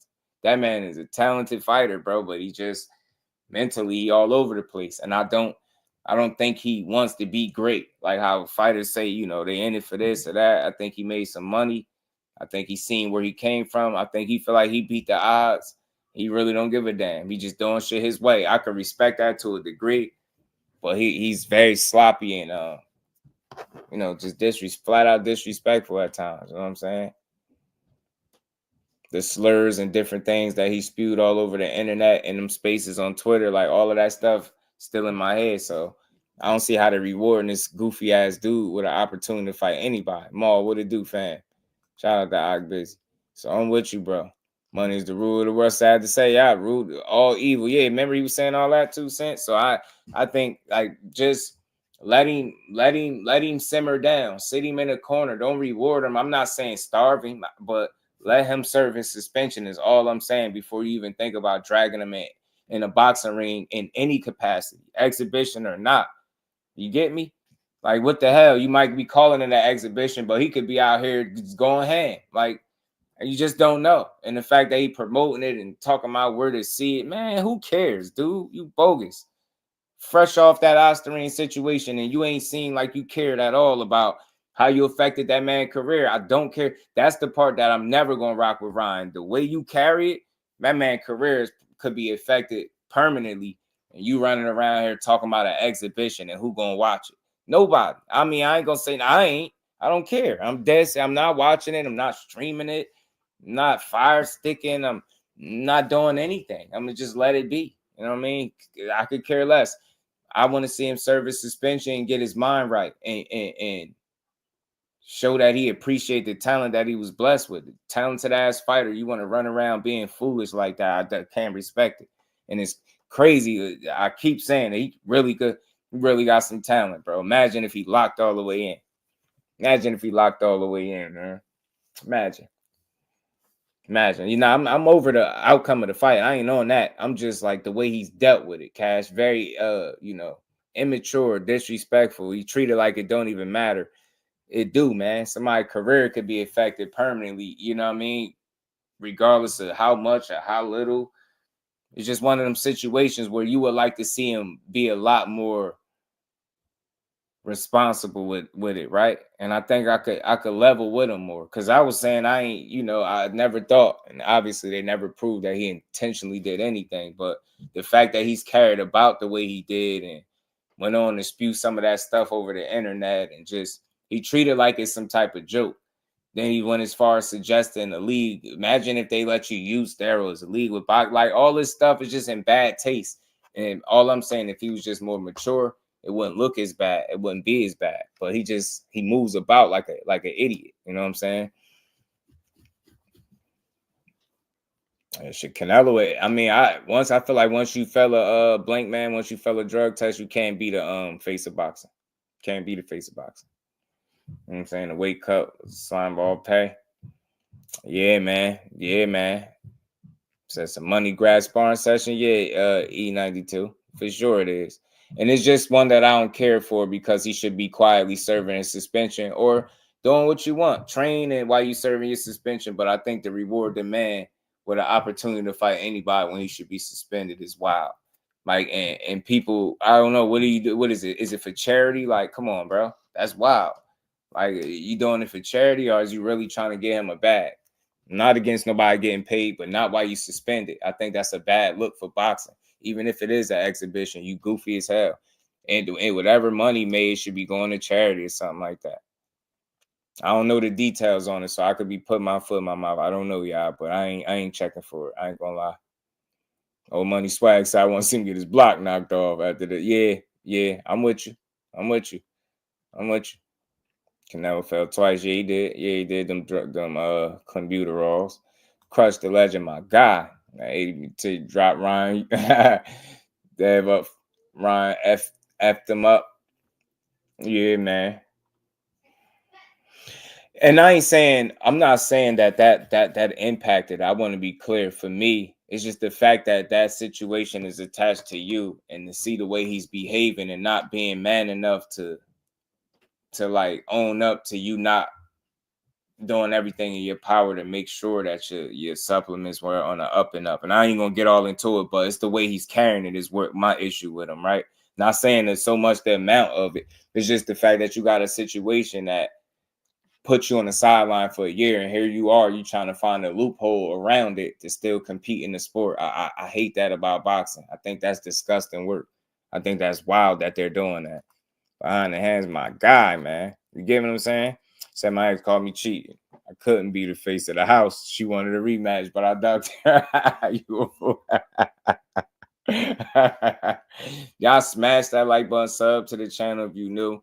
Let's rock out with your boy. Let's hit these goals. Let's hit the like goal. Let's make sure we get a hundo in here, man. Down interviews down in tank. That's why they get. I mean, look, you know, karma is real, Kurt. Karma is real. But overall, you know, that's just a part of him that I will never rock with like that when he's putting out that type of energy. But the other stuff that's harmless, that's like not below the belt and within the realm of boxing is funny. Like the little stuff, but unfortunately, like that, some of those comments and different interviews that he's done, it rent free in people's mind. It lives rent free in people's mind. You know what I'm saying? I be playing my snack, excusing nanograms. Oh yeah, that's y'all conversation. That's for y'all. So, but let me get right back to this real quick, y'all. Let me get back to Oscar. I mean, not Oscar, Eddie Hearn. Pardon me. Let me get back to Eddie. Boxing is the most corrupt sport. Yeah, it's the most imperfect sport we got, bro. But through it all, we got some pretty good action, man. Through all of it. Through it all, man, we get some pretty good stuff out of boxing, man. We get some pretty good events and cards and all that. My dang little brother said I told him he was gonna pop dirty. And I've been saying that too, E92. I ain't even trying to be funny. I was still wondering that. Took snack before it gave me super strength. Y'all foolish, man. Let me play the rest of this, y'all. And we've now made Golden Boy an offer for Kid Schofield. It's a massive offer. And I'm sick and tired of these people talking on Twitter. Make the fight. Kid Schofield, great young talent, be a great build-up. You've got nothing to lose. You've got a load of money and a great opportunity. I'm with you, bro. So hopefully one of those fights will be made. And I think there'll be an announcement on February 22nd from His Excellency, perhaps even this week. Just to throw it out there, because it was obviously previously going to happen, Joe Cordina not even running now? Or no, I mean, I think that, you know, we mentioned Cordina for the fight. I think that the main plan would be to fight Barancic for a unification, but obviously, you know, Top Rank, there's a few issues surrounding that as well, but I think it might come from those other two, if not Barancic. Vergil, Ortiz, Jaron, Ennis. Those talks seem to be progressing now, Eddie. What can you tell me? Yeah, they are progressing. I mean, there's still a lot of obstacles to come through, and we've got a call with Jaron later. Obviously, he wants to defend his 147-pound title. After the last fight, you know, he felt that maybe it was time to move. He does want to unify the division, but he would be more than open to a fight with Vergil Ortiz as well. So we're talking to the other champions. We're talking to Vergil Ortiz, and we'll make a decision this week on the next step for Jaron Ennis. Do you have time to move? He does want to unify the division, but he would be more than open to a fight with Vergil Ortiz as well. So we're talking to the other champions. We're talking to Vergil Ortiz, and we'll make a decision this week on the next step for Jaron Ennis. Do you have So there you go. He's saying that they're going to decide the next step soon with Boots, but they saying they in serious negotiations supposedly with with a fight between Boots and Vergil. My bad. Give me a second. My bad, y'all. So, this is pretty much what Eddie is saying here, the massive offer, and he's talking about Boots and Vergil, but this is the only thing I didn't like. Somewhat of a front runner for what could be next for Jaron Ennis? I like the offer that we had was to fight Vergil Ortiz at 147, which is interesting this week on the next step for Jaron Ennis. Do you have a somewhat of a front runner for what could be next for Jaron Ennis? Return of the snack is crazy, y'all. The offer that we had was to fight Vergil Ortiz at 147, which is interesting because we get to keep our title, but maybe there's a move at 54 as well. Could just ask Ortiz still make 147? I don't know. I mean, that's the correspondence we received, so I'm not sure if that's for at some point. Behind, so it's a big decision for Jaron, and it will be made this week. I've also seen Conor Ben say that talks are underway. There you go with that. So only thing I didn't like is he's saying we had a deal for them to fight at 147. Why in the hell would Vergil fight at 47 after having multiple fights at 54 at this point, or upwards up there, right? Why the hell would he come back down to 47, knowing full well one of the reasons they say he didn't? He's no longer in that division is simply because he outgrew it, right? Why in the hell would he do that? Y'all make sure y'all hook off on the like button for your bro. So shit don't make a lot of sense for him to go backwards at this point. He had too many fights, in my opinion. What is it, 3 at this point? Nah, I don't think we'll see that at 47. I like the conversation. I like the fight at 54. But even when he said that, it was like, 54 is just like it's an option, but nah. So I think that's the only way in the world that fight happens. I don't think it's no scenario where Vergil Ortiz goes back to 47 for any type of fight. I think he'd be killing himself. Shout out to Teach. Shout out to my guy Quay Moraine. What's good, bro? What's good, family? What's good with you? What's good with you, Teach? Damn, Teach, I'm following you around. What's good? All good, man. Good to see y'all bros in the building. What's good with it? Man, no complaints, man. No complaints, man. Interested in seeing what this Floyd Schofield and Shakur Stevenson situation is going to pan out into. What is that going to turn into? You know what I mean? Right. You can't help but favor Shakur, but at the same time, Schofield puncher, man. He cracked. He takes some chances. It's a fight, right? You just never know until you get in there, right? Definitely. Still going with Shakur, though. I don't see any reason for him to lose this, but yeah, it's the fight game. It's definitely the fight game. I'm trying to make room for Teach. I'm sure he had something. He was here before me. I'm sure he had something he wanted to build on. I get long-winded. So Teach, by all means, happy. First of all. My bad. Pardon me. Say that again, bro. Pardon me. Is my sound clear? Am I good? You're low. Yeah, you low, Teach. Yeah, you low, man. I don't know. Right. Keep it a beam with you. Yeah, you low. Just come back up. You already know. I'll drop the link again. Make sure, man. Y'all come. Yeah, we could chop it up.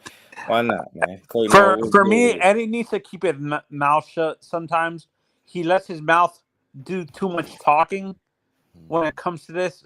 He knows damn well that Vergil can't make 147 anymore. Why promise that he would go down to fight Boots at 147? He just said, I think he said something about that was the offer or something for a fight at 47, but I think they got to scrap that. I mean, he done at 47, obviously, and Boots, to be honest, looked like he on borrowed time too at this point. Yeah, no, that's what I'm asking both of you. Why waste your time bringing up something that's never going to happen at 147? Promoters. I think, exactly. Right. You about to say it. I hear you about to say it. Go ahead. Yeah, go ahead, bro. Nah, man. Nah, you're right, man. It's promoters, man. It's talk. Like you said, it's him basically saying, hey, man, that fight could happen anytime. You know what I'm saying? Anytime, bro. We've already made an offer here. We'll make off wherever you want it at is what I heard. Wherever you want it at, we've made it clear that we have no problem fighting you. That's what I heard. And I honestly, I have Floyd winning that fight against Shakur, to be honest. All right. Nothing wrong with that. That make for a fun conversation, bro. We don't all gotta see it the same way. Well, I think just right, like that makes the fight interesting. I'm not a fan of either fighter. I want a good fight, but I'm just leaning. Are him and Floyd the same age, or is Shakur a little bit older? I would have to say Floyd like 22, Core like 27. Right. Shakur looks way younger than 27, man. I thought he was like in his early 20s. To be honest, he got that baby face, right? Yeah. Shout out to my baby girl, the queen. She says support the channel and show love. Much love to my baby girl, putting some color. Salute to the queen, Miss. And we ain't never got a box again. Well. I already been getting these back, but now it's time for you to get your just due. No doubt. To the queen. Yo, Teach, what up? Am I good now? Yeah, you're good. You're better. Yeah. What'd you do, by the way? What did you do? Now just switch devices. Oh man, okay, all right. Use that this device right here. Use that from now on when you come on my show. This one right here. I don't know what happened. It's like the other device is what I always use. So no, we switching up. Official switch up. Switch up. Yeah, but this fight with Floyd Schofield, I mean, it's not the fight that I'm clamoring for. But if people wants it, I'm good with it. Like I was really hoping for maybe like a Frank Martin and a De Los Santos fight. But I heard Frank wants to go to 140. And I'm thinking that I heard somebody say Santos maybe have an upcoming fight. So I don't know if he's available. But yeah, Schofield's been calling out Shakur. So they're going to make this fight. And I mean, this blows the narrative out the water that Golden Boy and Eddie can't work together. Like, you can't get cross-promotional fights. So if Oscar's willing to sacrifice Schofield to Shakur, well, he could have done so with Zepeda as well. So I agree. Guys, honestly, I think the pay to fight still happens. It just happens a little bit later on. What's meant to be will be, right? But here's my thing, right? This across the street narrative that we've been all riding, bro. We've been talking. Oh yeah, no doubt, man. This across the street narrative that we've been pushing for years now, right? In boxing, and how toxic it is, and we've given it its respect, but at the end of the day, taking into consideration that this is not a real rule, right? This is just some unwritten law. When are we going to be ready to make that not a legitimate reason as to why fights don't happen? To say that that's just an excuse and we're not going to respect that anymore. This is not an acceptable excuse for fights not to be made. Am I crazy? No, you're not. No, you're not. You're on point, bro. I agree. Yeah. Right? I mean, the idea that Shakur Stevenson screwed himself. The idea that Shakur Stevenson could have screwed himself out of some opportunity to fight a Gervonta Tank Davis for a mega fight that the whole space has been wanting, because he decided to make a move and move over with Matchroom and put himself in position to get into some big fights, big cards, at least big paydays, to think that the legitimate option for him to make would have been to stay without the right promotion, stay out the way of making money just for one fight. When are we gonna just embrace the fact that that's some nonsense, bro? And as boxing fans, that never has benefited us, not one time, as far as boxing fans are concerned, benefited us as far as what we deserve and what we want to see. I agree. And again, shout out to my guy Claymore Rain. Salute to the platform supporting the grind. And we ain't never got to box again. Well. I already been getting these bets, but now it's time for you to get your just do. Claymore, but the difference made great sense. Brain bleed, hey man. Prayers to you, Thrill Hill, man. Wishing you a speedy recovery, bro. For me, I will push back just a little bit. The difference between the other two promoters and Oscar and Eddie is they're on the same platform, so it's easier for them to make fights. I know they're different promoters, but they're on the same distributor. Not distributor. Network. So it's easier for them. It's not like PBC and Top Rank, where one was on Showtime and one was on ESPN. It's harder to make fights when you have two different networks working against each other. Right. Hard and impossible. There's a thin line between hard and impossible. When you see Canelo Alvarez put together fights with Jaime Munguia and Golden Boy, or Edgar Berlanga in the PBC, and you talk about face of boxing privileges, you talk about these type of things, it's hard to, and like I said, as a fan base of boxing who wants to see the best fight the best, how much respect, how long are we going to continue to respect a rule that is not even legitimately on paper, that prevents us from seeing the sport elevate? How long are we going to celebrate it and not be like, no, I'm not trying to hear that? Why is that a legitimate reason now? You asking a great question, bro, because I've been feeling like that too. And it's not about no one fighter in particular. It's just that whole notion that you got to be somewhere to make a fight other than in the same weight class and same sport, right? Oh, well, you got to be here at this time. No, man. Nah, bro. Y'all in the same weight class. Y'all both box, right? You healthy. You top fighters. Don't give me that. It's just one more roadblock for them. And when we back it, we kind of enable that way of thinking. We let them think that it's okay for them to keep making that excuse. It's like, it's not a good enough excuse, bro. It's not. Make the fights, man. I don't care where you go. And again, it's tricky about telling somebody where they should sign without knowing who has an opportunity available for them. You can't say where you should go if you don't know if it was an option or not. You just don't know. So it's tough. I think that's a great question, and I can't wait till we do away with it. But that's how you should always. But Claymore, do you guys agree that Canelo and Tyson Fury are the exception to the rule, since they're Is such Tank big Davis fighters. Since they're such a big draw in terms of money, that they can go across the cross promote with another promoter because they can bring money on their own and a fan base by themselves. Do you agree? Canelo and Fury I get are what an you're exception to the rule. I mean, I just want to be clear. So you're saying that that Tyson Fury and Canelo are an exception to the rule. Tank Davis doesn't fall in that category, right? No, Tank is that too. Tank is that too. Is in Okay, that so that being said, when people are pushing narratives that where Shakur Stevenson has decided to put himself for his own benefit, where he's decided to move, that we can agree together, be on one common ground to say that him being with Eddie Hearn is not a legitimate reason as to why him and Tank can't fight. I never seen it as one, but I just be trying to be open to understanding. I hear that, Tank don't like him. He don't want to do business with him and stuff like that.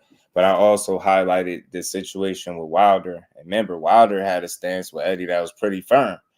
Some time passed. I don't know what kind of conversations took place, but obviously something was able to transpire where they went from that to being able to shake hands, take pictures with each other. So it's all about mending whatever fence is broken. Pardon me, Big Supreme. You get what I'm saying? If that's the case, I would just like to see them come to a situation where it don't have to be that way. So that's one less roadblock. You get me? It's nothing personal to no fighter. I just don't want that. That's not a good enough reason, right? It's just not, brother. It's not a good enough reason. Dude, we saw Oscar De La Hoya damn near security have to separate him from Canelo Alvarez on a podium, right? Because Canelo can't stand him getting ready to fight Jaime Munguia. And the only reason I'm pushing this, right? I'm not. It's not that I'm pushing it, but the only reason I'm bringing it up is just to say that the people want to go ahead and harp on the fact that he's over there with Matchroom and say that this was the dumbest thing he ever did in his life, right? I just don't understand how, as fans, we're still moving. How can we support that? It doesn't help us. Maybe it helps Al. Maybe it helps Eddie. Maybe it helps Bob. Oscar De La Hoya. I can see how they would want to push that. But how does us as fans respect something that gets in the way of us getting the biggest fights that we want to see? So the thing about this is, the good thing is Shakur signed to Matchroom. It's a 2-fight deal. He's not stuck on a 6-fight deal. So that's great, right? With Eddie, he gets the activity. He gets paid. Plus, it's a global view for Shakur because he could fight on a Riyadh card and it's a more global view. Could he have gotten that with Top Rank? The money, yeah, but not the fights because we know Top Rank didn't want to give Shakur the fights. Shakur sat with Golden Boy and Oscar. Oscar didn't want Shakur, and he said that. And we definitely know PBC wasn't going to offer Shakur what he wanted. They didn't even reach out to him. So PBC is just out of the picture. Like they're not even putting on normal fights. Look at how this year turned out. So why go to PBC and then not putting on fights? So PBC still needs to figure their stuff out. Yeah, I agree with that part. And then come back. I came up here to talk on the Canelo point. I feel like Canelo's in a unique position because he's also a promoter as well, and he makes a lot of money. I'm not saying that Tank doesn't generate a lot of money, but it's not on the same level as Canelo Alvarez, And I feel like Canelo has a very, very good relationship with Eddie Hearn, so they are willing to actually co-promote and do business together. Oscar, I feel like there's people in the middle of that. Oscar's smart. He's not gonna mess up the bag. He wanted to cash Jaime Munguia out. Munguia wasn't gonna get a bigger fight than Canelo. I don't think Oscar was gonna get in the way of that because he worked with Mayweather when they was going through their situation. He worked with Haney when they went through these situations. So I don't feel like you can use that. Now with Tank, it's a very complex situation. The PBC is very secretive, so I don't know what's going on over there. I know that they restructuring right now. They're looking for a place to land. So the fights that we want are probably not gonna get done. Not in 2025. I think probably like early 2026. But I feel Hey, like it's good with it, bro. I feel like with Tank, a lot of the pressure is on him to make some of these fights, and I feel like just because he's the A side, he can't force these dudes to fight, bro. That's my opinion. Like with Canelo, like we always talk about this with Canelo, with any of these other dudes, I feel like they know their place. I'm not saying that Shakur or T or Haney gotta know their place. I feel like they don't come with so many stipulations, bro. Like nobody tells anyway, yo, look, you gotta come up to 126 and we gotta fight over here. That's not gonna happen. Like we've been saying that anyway should come to America to fight for the last 6 or 7 fights. He's not coming over here. He's the money man. They're gonna go over there to Japan and they're gonna fall in line and they're gonna get that bag. Same thing with like Cool Boy Steph. He was a unified champion, 2 belts, and he still went over to Japan to get that bag. So I feel like when you got someone like Tank and the PBC going through what they're going through, it's just a very like unique situation, in my opinion. The pressure is 100% on. Dante, you right. Look. That's what Shout out to my guy. Amazon signed up for. Like they signed up to get lucrative My fights. foot if I sound choppy, I'm driving while I'm talking. So of course the pressure is going to be on Tank. Right. I mean, I don't want listen. I don't want to. This is really just so people understand, right? I see what Dante said, and you're right. Some people are gonna be upset, and it's not that I'm throwing anything at Tank. I'm really not. What I'm pushing more back at is the idea that where Shakur Stevenson is sitting is stopping him from putting any fights together. Yeah, on a legitimate level. You know, the idea that he has no options because he's allocated himself with Eddie Hearns is something that's just accepted, but it's not law. And as fans, I just would hope that we would always choose to support what supports us, not support what literally sabotages us and takes our, you know what I'm saying, our ability to make fights away. Like they can do whatever they want to do, but for us to sit back here and legitimize those tactics, like, hey man, that's up. Nah, we don't have to sit on that side of the argument and support something that doesn't support us as fans back. Yeah, and that's not, I want to be clear. I don't think I'm making no excuse for Clay, but it's not directed mainly at Tank. It's the idea in and of itself. It could be any fighter. He just used Shakur as an example because that's one of the more recent examples. He basically saying that whole narrative that you got to be at a certain place to make a fight is that should be done with. And I get it. It's not directed to any one fighter per se. I promise you it's not. Thank you, Just Dude. That's what I hate it. I hate that narrative too. I want to see all these dudes mix it up. And the more narratives that we could get rid of, how do you think you get this fight done though? You know what I'm saying? One less fake talking point, one less, roadblock that they could put in the way. You know what I mean? It's not a good excuse for fights not to happen. It's not. So as long as Supreme business is being taken care of, your check is, you get what I'm saying? Let's make a fight.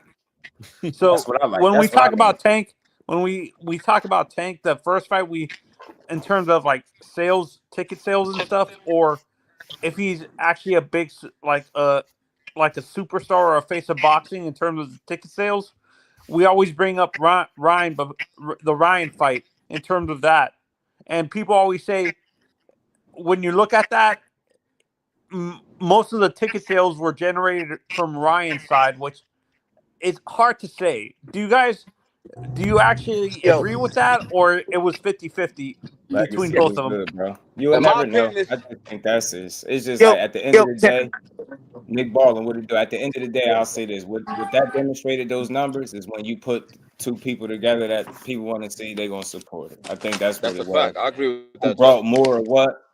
I don't really care. I just think that's an example of why fights need to be made that people really want to see. You know what I'm saying? That's all. That's what that was. Like Dan's partner. Tank and Ryan is just good in the ring together, bro. good actor. Shout out to my guy, Cal Cool and Nick Baldwin. Shout out to the panel, man. Blessings, Justin. Blessings, family. Hey, real quick, because I can't be up here long. I just wanted to jump on. I'm on the road, but blessings to everybody on the panel. Blessings to the chat. Just real quick on this cross-promotional conversation. Yeah, Cal. Right? Right, like the way I see it, and I got a better grasp of the cross-promotional not happening situation during the Boots Norman back and forth, right? When Norman Sr. was talking and he was talking about the numbers, the main reason that he was pushing the numbers that he was talking about which I wasn't aware of at the time, but he mentioned an additional 30% fee that Top Rank got to get paid just to be fighting with Matchroom, right? So with that, I was like, wow, it seems to me more like the cross promotional stuff don't happen, not because fighters don't want it to happen and because because they don't want to fight across the street or that promoters don't want to fight across the street. It happen they tend to not happen more because fighters don't want to take that bump or that hit in their pay to fight somebody across the street. And especially if you're not especially if you're not a big money generator. If you're not That's a pulling fact. no big numbers and you're not eating off of no pay-per-view numbers, then why am I going to take a 30% fee off of fighting somebody across the street just so I can please the fans? But then my food on my table is less because I had to pay my promoter plus whatever else I got to pay in addition to the little small money that I was getting if I just fight somebody inside on my side of the street. So, when I'm only saying that because when I hear this push and these narratives about, boxing is in a bad place and that, we can't fans can't get the fights that they want. I think it's just because that's coming from a somewhat of a selfish place. It's an honest place, right? I can get with it because I do want to see these fights too, but it's just more of a talking point place, just to be one up in an argument. Because like when it come down to it, it's always gonna be about the money, always. Right. And we gotta stop down talking boxing Talk to unless we can them. start telling these promoters Talk to like, them. either pay the fighters more or promoters stop trying to eat off of that third show. Right. Unless You kind of breaking up, Kyle. Yeah, as you breaking fans up a either little got bit, to bro. stop complaining or paying for. I'm sorry. Oh, my bad. Can you hear me? I'm on the road, Yeah. so I'm Go ahead. sorry. Go Yeah, you ahead. going in and out. We Yeah, you fans kind of either breaking have up. to stop complaining. Ah, shit, I'm on the road. Damn. I just end with No, go this. ahead, Kyle. Go ahead. If I can get it through. We as fans either have to stop complaining about having to pay for fights, or so that we can just pay for the fights, and then that way there's money generated for that cross promotional fee to be taken care of. Or we I got to like that. stop complaining about not getting the fights that we want because we're not willing to pay for the fights. So we just gonna have to accept the in-house fights that we can get until somebody crosses to the other side of the street so that they can be in-house to fight who we want them to fight. And that's the I like real that. crutch in the situation. I Peace, like y'all. that. Love y'all. Shout out to my brother Kyle Cooley coming Yeah, to I like bring the up optimism, top Kyle. speed value. Drive I like safe, that man. angle, man. This is what this is for, man. I just wanted to put that out there. Anytime y'all come up here, we building, bro. It ain't me versus you, none of that. I like different perspectives, man. I like that. But I still stay firm. I hate that side of the street garbage, and I've been saying it for a little while. Until you can get me an address to where this street is at that I should go locate, get rid of it. It's just a bad narrative for boxing, man. And it kind of helps the powers that be not give us what we should be getting. You get what I'm saying? Like you said, it's bad for boxing. Just to add to it, from a fan's point of view, it's bad for you. And I would think just for your own selfish reasons, you would never support something that gets in the way of what you want to see. Right. That's all I'm saying. Right. Now, I ain't gonna lie, Claymore, I agree with what you're saying, but a lot of times when these talking points are brought up, it's like used against the PBC or used against Tank. And the reason why I'm saying is because when you look at a Shakur Stevenson, he couldn't get a Lomachenko fight. I've never heard nobody mention Shakur versus Teofimo. Haney couldn't get a Teofimo fight being over there. My fault with the train going fast. Hold on. I'll just add to it and just say, yeah, it's for everybody. It's not just for Tank. You know what I mean? It gets brought up because I don't think it's any secret that fights that have been made that people have tried to make with Tank that this gets brought up. You know what I mean? Just the where Now you you're are right, thing. but my thing is this, right? But it is across the board. For we could bring it up. I'm pretty sure every example you're going to bring up is legitimate, and we can bring up multiple examples. You know what I'm saying of it happening. So That's whatever a you're fact. saying, I'm 'Cause sure it's going to be you look at legitimate. Adonis Stevenson and Kovalev, that never happened. Adonis Stevenson and Ward, that never happened. So it's like this has been going on in the sport. So my thing is this, right? It's just deeper than ducking. That's It's just deeper than ducking, basically. What I'm saying. Thank you, Just Do. That's what I'm saying right there. That's even more close to what I'm talking about. All I want is everybody to be honest about the situation. The whole I feel like ducking it's deeper thing. than ducking, and I feel like it's deeper than these fighters being afraid of each other. I feel like these dudes want to get in the ring. They want to get it back. Like, for example, Tank, it's Shakur's probably he's going to be his biggest payday at 135. Of course, he's going to want that fight. You dig what I'm saying? But for whatever reasons, whatever's going on behind the scenes, the political situation is preventing these fights from happening. I feel like the fans are attacking the fighters when they're not. They're supposed to be attacking the promoters, then the business of boxing. Thank you. That's what I'm saying. That's what you know what? I beat around the bush and I didn't know what but that's it right there. Stop. It's the ducking thing. Stop calling these dudes ducks, bro. That's what I'm saying. Because you look at someone like Berinchyk, right? Berinchyk, everybody think that he signed to Top Rank, but he's a Queensberry fighter, right? Right. He went and fought Navarrete on their platform. You know, Navarrete made $1 million for that fight, and he pocketed $80,000. But he took the risk and became a champion. So when you tell these other guys, like for example, Brian Norman, not to bring him up, but you look at Brian Norman, he won at $1.7 million to fight Boots, then he bumped it up to $2.5 million. And it's like you doing taxes, you talking about your manager, your trainer, your accountant. It's like, yo, bro, do you want to fight or not? This man took $80,000 while Navarrete took home $1 million. Now he's the champion. So this is my thing, right? We gotta stop blaming these fighters, bro, because obviously Berinchyk wanted the fight, and he went and got that fight and then got that belt. Yeah, and for me, I'm gonna call out certain members of the YTBC pushing this narrative that either ducking or Now we're gonna leave that alone. No. But what I'm saying, I'm not calling. No, I'm not. No, I'm not calling out certain. I'm not calling out names. Not by name. I'm just saying the YouTube boxing community. Yeah, the YTBC tends to push this narrative to get hate clicks or to prove that how many clickbait streams they can do to get more fans and stuff like that. And that's where this narrative comes from. You guys agree, or am I off? Hey, Claymore, let me ask you a question, brother. Yes, sir. So when you say people are not ducking, you hate that narrative, right? Yes, now, sir. I know you go back like I do. We've been doing this for over 100 years. They said Sugar Ray Robinson ran from a guy that was in Black Murderers Row. They said he ran from him.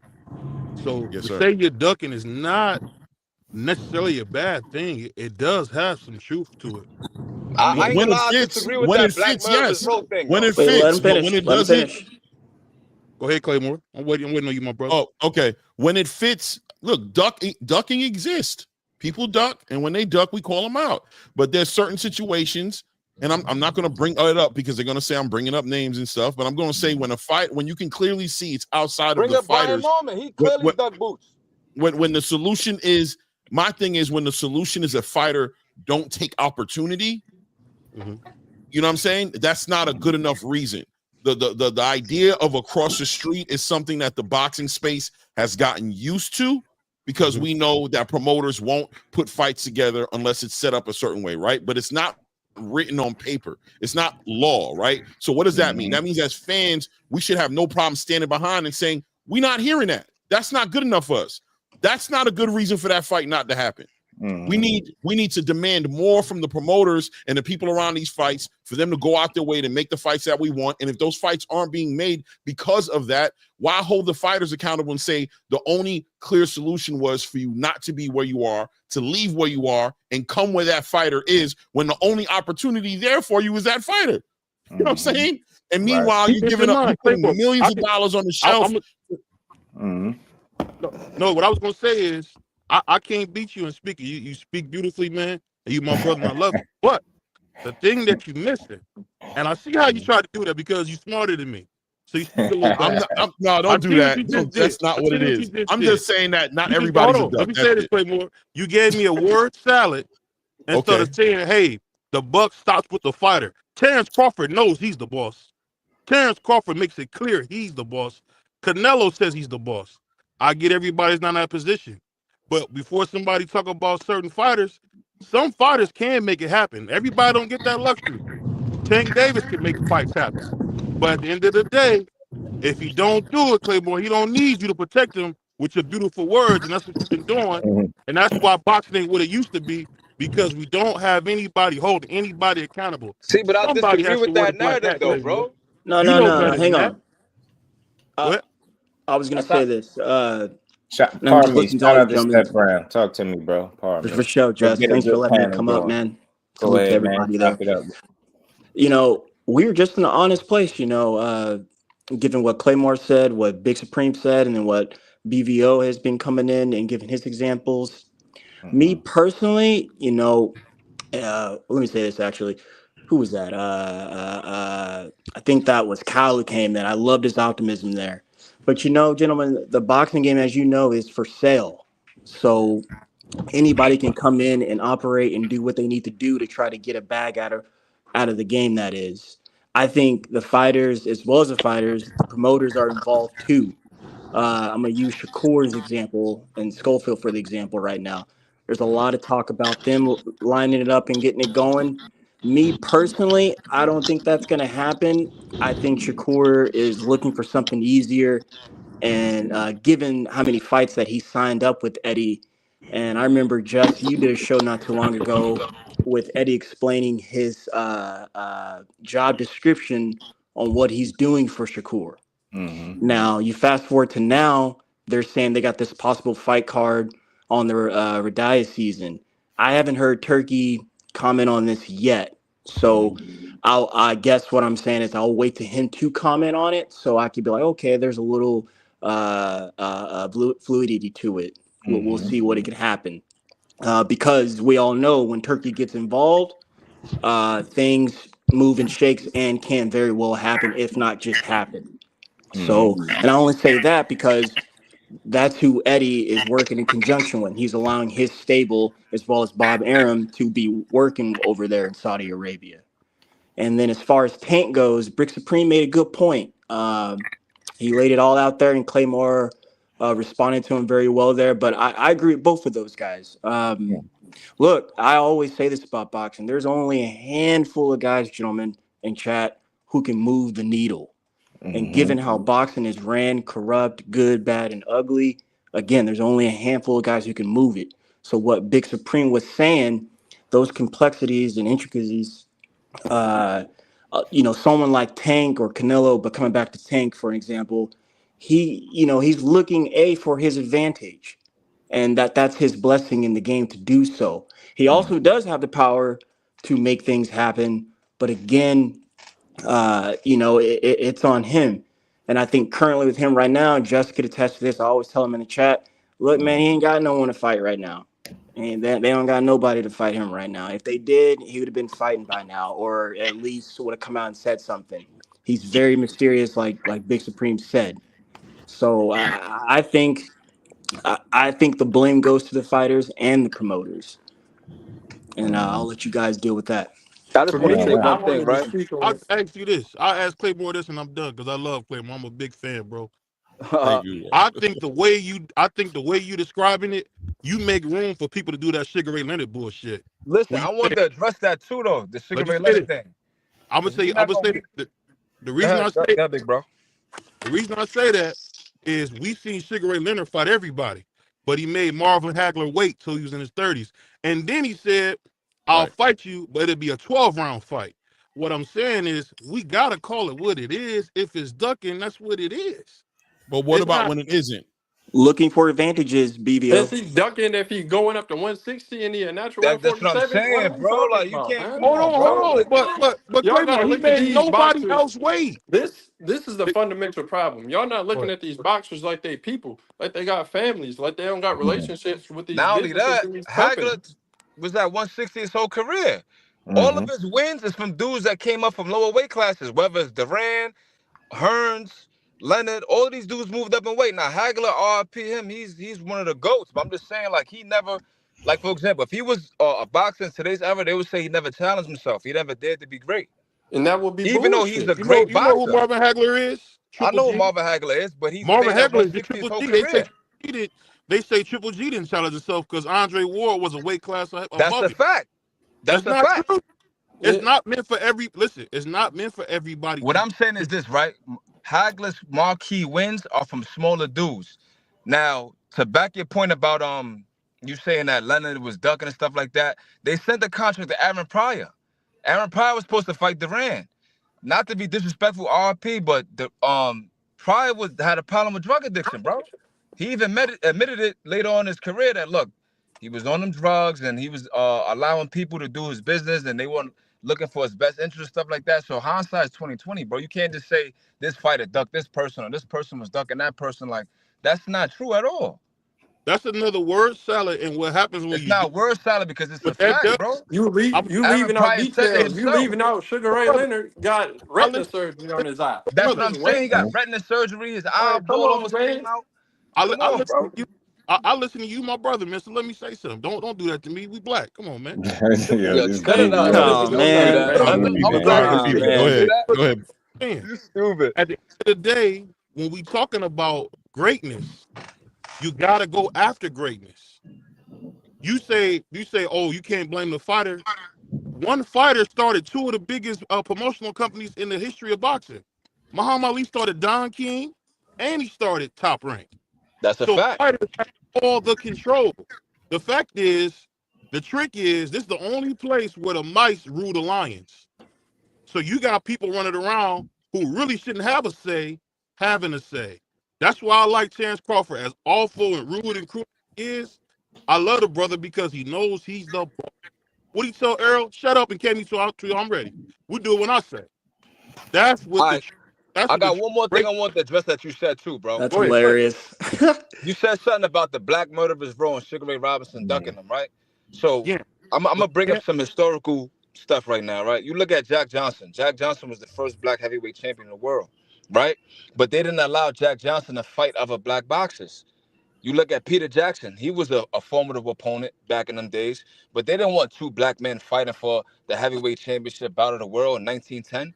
Hold on. Same thing in the 19... because we see Let him finish. Let him finish. Go ahead, Supreme. All right, so what I'm saying is, it's not as simple as saying this person didn't want to give this fighter an opportunity. You look at Sugar Ray Robinson, right? He was in the 50s and the 60s, bro. Most of his fights in his prime is not even captured on film, bro. 40s, man. You look at 40s and 30s. He wasn't in the 60s, man. He fought in the 50s too, bro. But whatever. What I'm saying is, you look at a Charlie Burley or Ezra Charles or all of these other great fighters from that era. Sugar Ray Robinson was the chosen one. Now it sounds crazy, but that's how it was back then, bro. Sugar Ray Robinson was the chosen one, just like Jack Johnson was the chosen one. We didn't have no say over who we had to fight and who we were gonna meet up. It's not like now. So I feel like when you say that this dude strategically avoided all of these different dangerous black boxers, that's crazy to me, bro. I disagree with that narrative.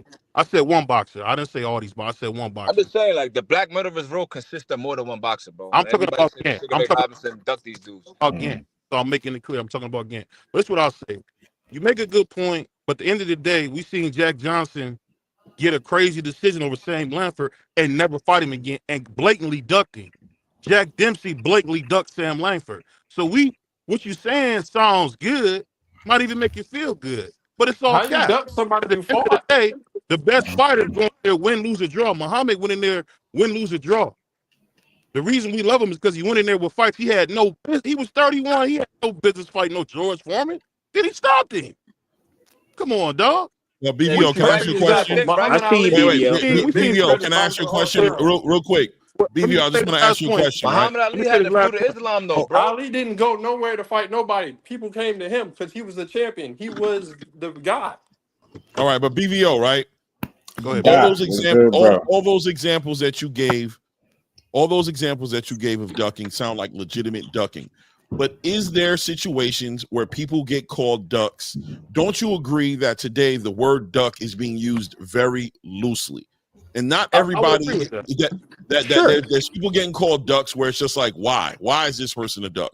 Well, this person went ahead and signed to somebody because he knows he can't sign to him if you want. What we know as fans, we should know when we see the way Canelo moves, when we see certain fights get made, we know that this thing is artificial. It's red 40, yellow 30, blue 15, right? It's not real. You know what I'm saying? Why, as fans, would we support something like that and allow a fighter to escape having to fight somebody because he's putting himself in protective custody inside of an invisible box with invisible lines that we know don't exist? That's what I'm saying. It's not ducking when the fighter, when what's being used against the fighter is his decisions on what he's doing outside of that fight, right? Like, and specifically, I use Shakur Stevenson just to say that this man went to Matchroom.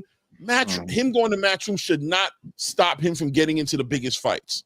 It's just a simple art of negotiation, making sure the money's in the right place, making sure that those promoters sit down at the table and figure it out. That's their jobs, right? Now, if Eddie Hearn says, listen, man, I'm not negotiating over there, I would say the same thing for Eddie, right? So I use that example because it's the one that's in front of our face, but I'm not in the dark at the idea that it's happened time after time after time when it comes to us seeing the biggest fights we want to see. Now, when somebody's ducking, like in my opinion, what Frank Martin did with Shakur Stevenson, I ain't gonna lie, I felt like that was a duck. You know what I'm saying? Some people disagree with that, right? But at least there was a negotiation. At least there was a contract on the table. At least there was something happening. But with you don't have to have a contract. You don't have to be in negotiations. Nothing. Oh, you went this. You look that way, duck. You're not looking like you want the fight. You're not screaming anymore, duck. Come on, man. It's being used way too loosely. Way too loosely. Yeah, I agree with that. I agree with that, Claymore. Yeah, can I Claymore Rain, Fabric G's? I was Claymore, man. Yeah, man, it's overused. Definitely. Well, way overused. Everything. Yeah, you ducking. I like what he's saying right there. That's real. Hey, Claymore, he only missing one thing about what you said. It depends on how much people like him. If they like you, you're not ducking. You can do no wrong. If they don't like you, you're ducking. The thing about boxing is just like life. People got to understand, like somebody just said on here, they're humans. Human beings tend to take care of who they like. Prime example, some of us don't like that Canelo's the king. I love it. Some don't like Abdul Wahid is the king. It is what it is. You can't help who God chose. All you can do is when you get your chance is knock their head off. That's all you can do. So I think the overall way we see in boxing go is great. Did you see the new Hispanic guy, whatever you call that stuff, the new white Mexican? I'm gonna be correct. The new white Mexican, Emiliano Vargas, say, "Hey, Abdullah Mason, I would love that fight." You know we love that. We love that. We always. That's why Oscar, whether he wore the lipstick and lace, can never be faulted because he was the man. You couldn't say Oscar's name without him coming to see you about it. Same thing with Floyd. You ain't lying. You couldn't say Floyd's name without him coming to see you about it. I still didn't fight for them people though, but I ain't gonna do that though. He said He did avoid a couple of people, but we ain't gonna do that. Nah, you talking about Oscar? You nitpicking, dog. You're nitpicking. That nigga fought everybody. You nitpicking. Everybody doesn't fight everybody though. Everybody can't fight everybody. Everybody get him a ring. Oscar damn sure tried. I'll say that he damn sure tried to fight everybody. Yeah, he's got a nice resume, no doubt. He's got a nice resume. I'm gonna tell you what the real trick is, Claymore. Floyd convinced everybody that money matters more than legacy. When he already had that was after he had a whole legacy as Pretty Boy. I can't knock Floyd for that though, bro. He marketed his and no one would ever catch him now because of that. Pure genius. No one ever catch him now because he made it clear. Oh, it's belts, it's money over legacy. Because I'm gonna tell you why. I'm gonna tell you why. If you go broke, if you go broke, guess what? As boxing fans, if you a great champion, Ali went broke 3 times. We made him a millionaire each and every time. But look though, how much money has Mike Tyson lost? He was a great champion. We make him a millionaire every time. So if you get the people what they want, you never have to worry about it. To be truthfully honest, I don't agree with that, bro. Because Iran Broccoli's homeless in the Bronx right now. This man's a 3-division champion. He fought Roberto Duran. He fought Hearns. He fought Michael Nunn. This dude is homeless, bro. I could go to 149th right now and see this man high off K2 or crack or whatever he's doing, and he's a former 3-division champion, bro. You look at someone like Floyd Mayweather. He's seen his father develop dementia. He's seen Roger Mayweather develop dementia. So be like, damn, they gave their blood, sweat, and tears to the sport, and the sport not don't show them no love back, bro. Yeah, you You think gotta I'm get saying? something This out the of You it. reason. always This gonna the have. reason. I'm not saying you won't have outliers. I'm talking about the ones who. And Iran Barkley was probably never the people's champion, the way Muhammad was, the way He was Sugar the Ray three Leonard division was. champion. There's no way he's supposed Listen, to be listen what I'm homeless, bro. saying. Listen to what I'm saying. There's certain. It's not for everybody. Certain guys. I'm telling you, that's why it really goes back to who God chooses to be the man. Certain guys just get that love R.I.P. where to they can do Sweet no Pea. wrong. He got You got a good financially point, poor too. but I'm saying I've seen it with fighters over the years. They every time Mike get in trouble, they try to give him some money. Mike just got a $20 million payday at 58. Yeah, but Dog, Mike is you special. know, He's hold on, let me Ain't say that exceptional. this. sad? Do you He know had to how fight big in the that boxing is? match at To be, 58 let me because say of poor this. decisions. Do That's you know how sad, bro. big? Hold on, listen. Do you know how big it is to get a 20+ million payday at 58? Yeah, but what if Jake Paul didn't exist That though? guarantee. Listen, that guarantees probably the rest of the man's life I'm if done saying though, what He properly. if Jake already Paul didn't said that exist though, money bro? wasn't gonna affect his life financially. I'm just saying in general. I'm just saying for me, I mean, like my shit, uncle played 20 NFL. mil in Mike Couple of Tyson is a 15 minutes. multi-millionaire today, though. I said mean, again. that was a nice check. Don't get it Right, twisted, but he's a right. multi-millionaire today, dog, You Already, don't and see right, has those been, right. checks at Yeah. and 58 though. Is has what I'm been. saying. For You don't. example, you look at someone like what's my man, the Southpaw? He was a cruiserweight, went to heavyweight. I think it's Michael Moore, right? Yeah, he was a southpaw. Yeah, Yup. Oh, yeah, so yeah, Michael Moore just got inducted to the Hall of Fame. He did a whole interview talking about how a lot of these boxers die homeless. They yeah. develop pugilistic dementia and nobody cared about them. Right, Like, I know we joke about Anthony Joshua for getting knocked out the way he did, but he wanted to take his money and start a fund for boxers that retire so they could be situated. Like, right. nobody cares when these dudes is punch drunk. We laugh at them and make jokes and make memes. Yeah, Same yeah. thing with James Tony. So my thing is this, right? Someone like Floyd Mayweather, I feel like he had the right idea. He had the inner workings and seen it up close. He seen what happened to his father. His father fought Ray Leonard. Why is he in the street selling crack, bro? Yeah, And it's what I'm talking about. Let's go back to the promoters raping the sport, and we blame the yeah. fighters. Right, That's what I'm trying to say. You right. dig what I'm saying? And yeah, Mike Tyson did make a $20 million payday for every Mike Tyson. There's an Aaron Pryor, there's an Iran Barkley, there's a Michael Moore. This man was undisputed, 2 division champion. I believe he won a gold medal, right? He's fucked up financially, bro. Yeah. He fought Holyfield, he fought George Foreman, he fought Riddick Bowe. Like, why is this man fucked up financially, bro? That's You why look at people kill him Riddick Bowe. Riddick Bowe when could they barely talk. He's homeless. He's on be Twitter mad asking at people these for money dudes for right now. making money, You dig what I'm saying? trying to get Riddick Bowe, money. if you text Riddick Bowe on Twitter, he's gonna ask you for money, bro. That's Wow. crazy. This man was the heavyweight champion in the world. So my thing is, yes, Mike Tyson was chosen. He is special. But for every Mike Tyson, we got a Riddick Bowe, bro. We got a Michael Yeah. Moore. We got a Sweet Pea that died damn near homeless. That's crazy to me, bro. Sweet Pea was the man. Right. That's So that's what 100%. I'm talking about. So now these young dudes, they're gonna get their bread. They're gonna put the money first, bro. Yes, the legacy matters. Right. Yes, the sport matters, but my family matters too. My health matters too. And Right. that's what I'm Yeah. saying, bro. Right. Yo, Mike Man, good Tyson shit, Big didn't need a Supreme. fucking dollar. Mike Tyson has the largest THC gummy in the fucking world, bro. He did not need no money. That's why he said it wouldn't affect him financially. Like, and no, He I ain't care guess about the he mean in a money. He big way, cared not about the saying the money cheers, wasn't dog. good, but he ain't need it. I ain't gonna say he wasn't pressed for it. I like the fact to see him lose and get it all back, and he seemed way more peaceful now. Seem at peace, Yeah. like he's not moved by it. Yeah, So it's like I celebrated Mike, man, because I kind of felt I felt Mike, man. I mean, pause. You know what I'm saying? Like, I felt the fact that when he said that his children was going to get an opportunity to see him, you know what I mean, in the ring, something that they never got to see. And, you know, if you ever paid attention to Mike Tyson, whenever people would come on his show, he'd always shoot down the accolades. He'd always shoot down the celebration. People would just try to celebrate him, right? And he just wouldn't allow it to happen. I remember one time it got awkward for TK Kirkland on the show, right? Where he tried to like overstand. He literally, hey, bro, who the fuck is you to tell me what the hell I'm supposed to be happy about? Kirk was like, damn, my bad, right? So this was an opportunity for him to be like, you know what? It wasn't about winning. Watch the attention I can bring. I want you to know who your father was and who he actually is. And this kid's got to see 70.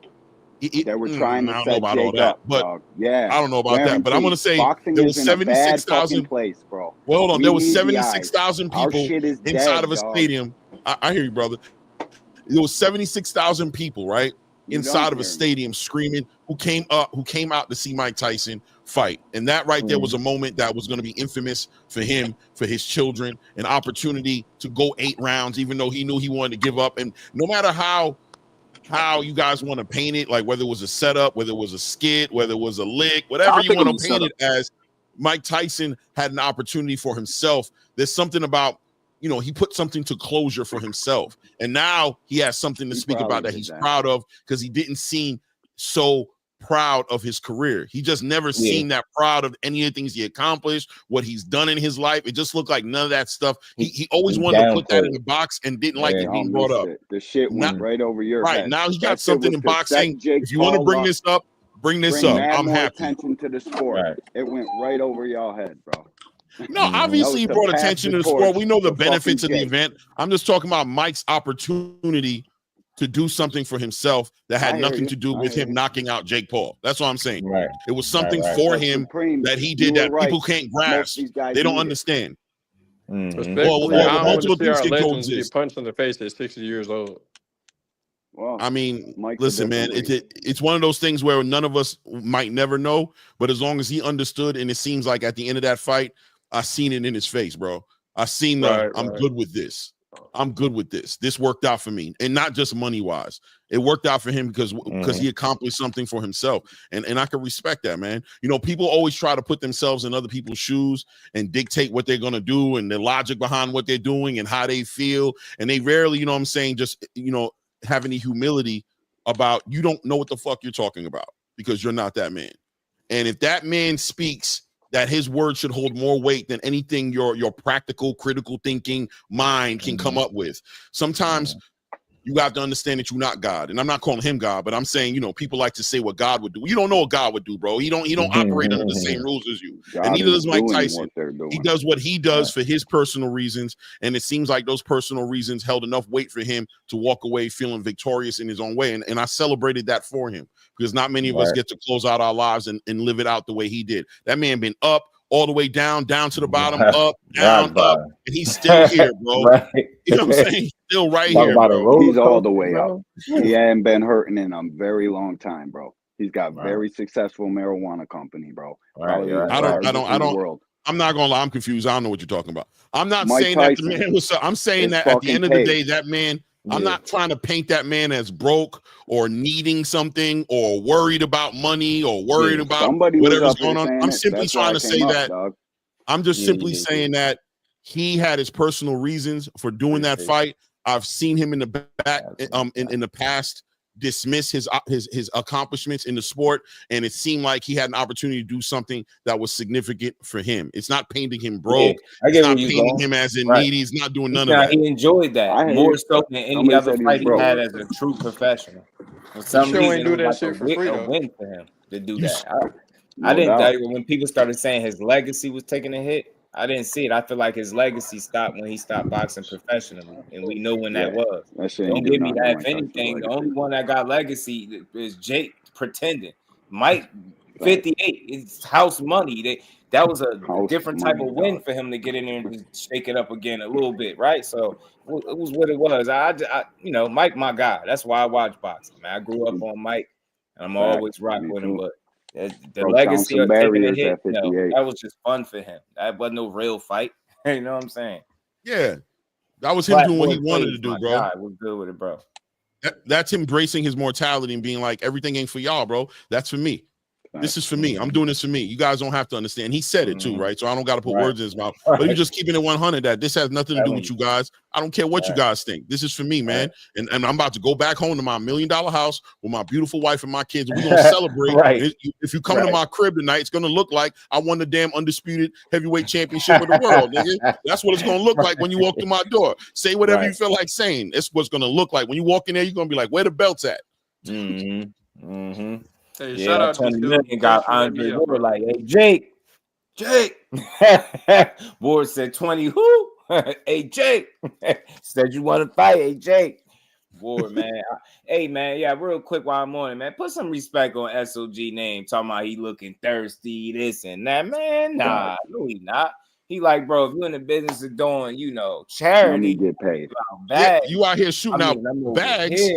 Let me get one. You want to be legitimate, right, Just? You say you want to be legitimate. Right. You want the boxing space to respect you well. You know what I'm saying? People realize too that like you would be an idiot to like have an opportunity to make that money and you could really use it. Andre Ward ain't so filthy where he could just say, that's money right there. Not saying he would get the same thing Tyson got. I think Tyson is Tyson, obviously, but yeah, it's money good, in that. though. It seems like in a fight in a Jake Paul, but that shit is always going to be a sideshow. I ain't knocking it as long as you keep putting other people on.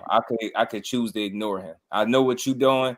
I get it. You found a way. You found a loophole. You found a way to compete. Be in front of the cameras. You love that shit. That's cool. But keep giving these people opportunities. Putting on for women's boxing. I can tolerate it. I can make sure there's a Katie Taylor and Amanda Serrano on the card. Make sure there's a Mario Barrios on the card. Make sure there's somebody on the card who's getting some love. And I don't give a damn what you do, bro. That's your business. You know what I'm saying? They be like, he's making boxing. Jake. He's good for this shit. It ain't boxing. We know it's not. Don't be fooled by this shit. That shit he put on before that's boxing. That's boxing. If you want to play, do you know who Jake Paul is? Jake Paul is Weird Al Yankovic. Opportunities, and I can rock. Yo, no doubt. But and look, he put himself as a main event. So you got an opportunity to watch all the boxing and walk away. I think it would have been more diabolical if the man put himself in the middle of the card at the beginning of the card and forced you to watch him. You know what I'm saying? He gave you an opportunity to walk away and catch all the fights and walk away and it still be all good. What you mad about? He wanted to be the co-main. He didn't want to be the main event, but right. wasn't having it. He liked it. He loved it. He loved the show, the camera. He liked it. Like I love just, the sport. It's not traditional, but I don't. It's so much real boxing that doesn't take up enough space in my head for me to be mad at it. Because I see the bigger picture. Like you are the show. You gonna protect the bag. He already took the risk with Tommy Fury and see how that went. He like, hey, that was close. Yeah, he trying to do that again. He got access to the best training in the world, the best recovery in the world. He takes the shit very serious, bro. Yeah.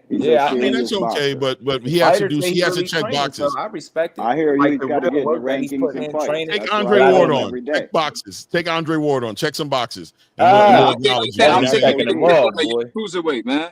I'll give you some respect. You fight SOG. Andre Ward like 40 something.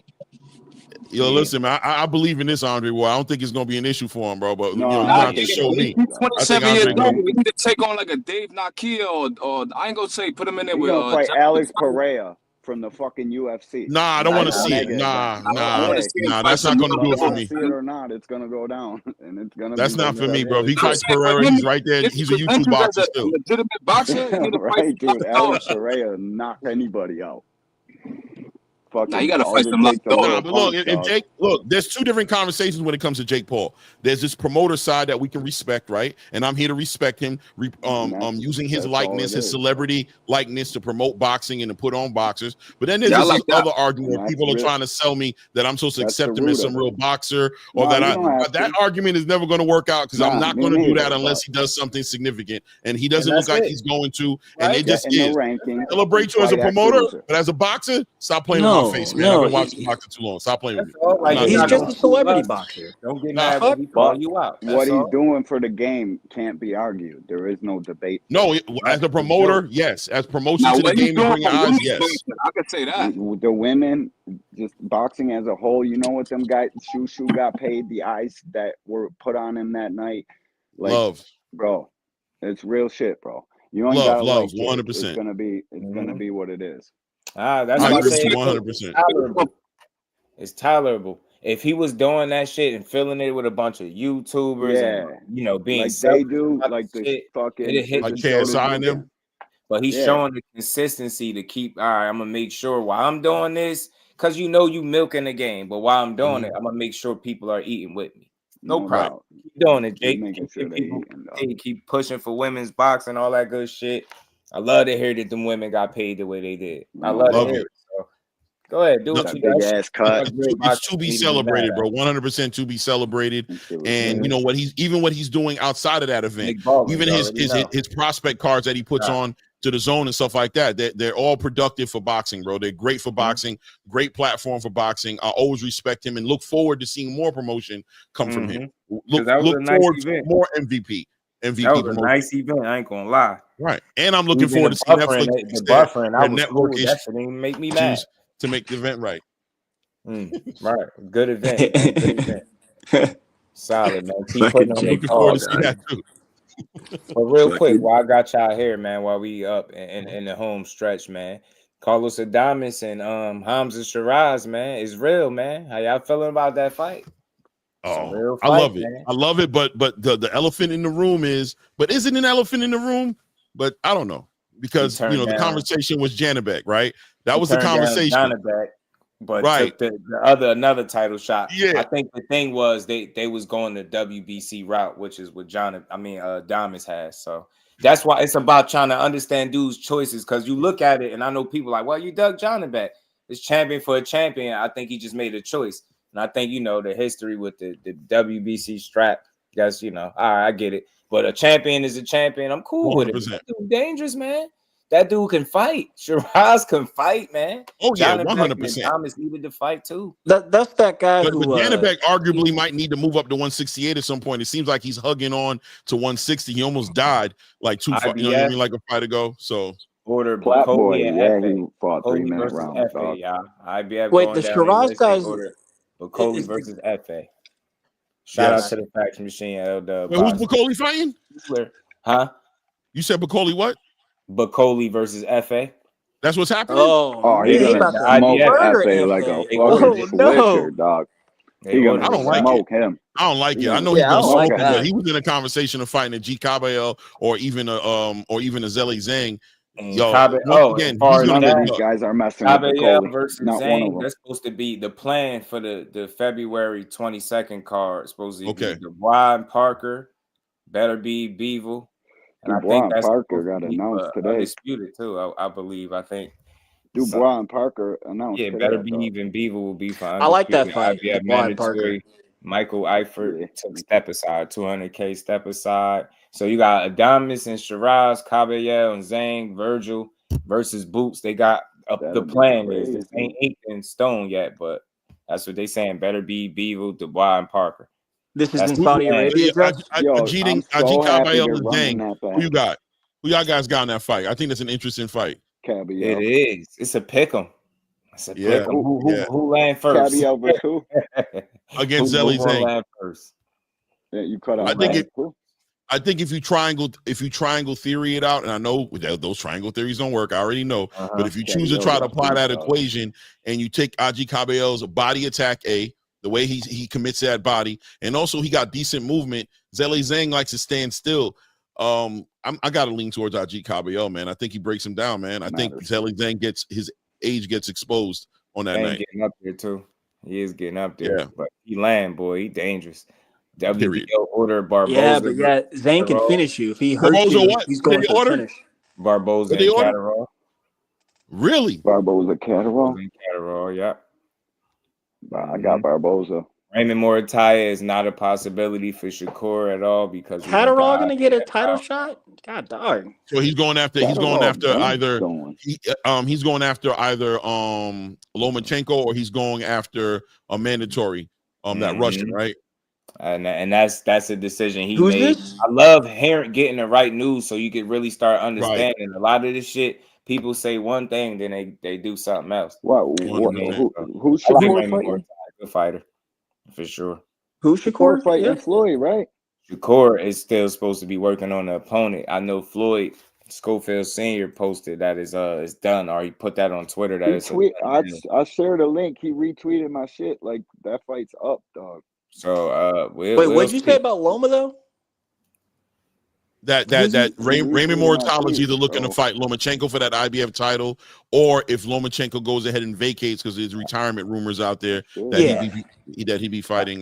That's what I thought, Claymore. Yeah. The IBF route, yeah. So it's a lot of little news, man. Shout out to Jusdueboxing too. Always, man, that dude. Loma don't even need a belt, man. You don't need. L be killing it, bro. I ain't gonna lie, bro. When he drops something, I don't know.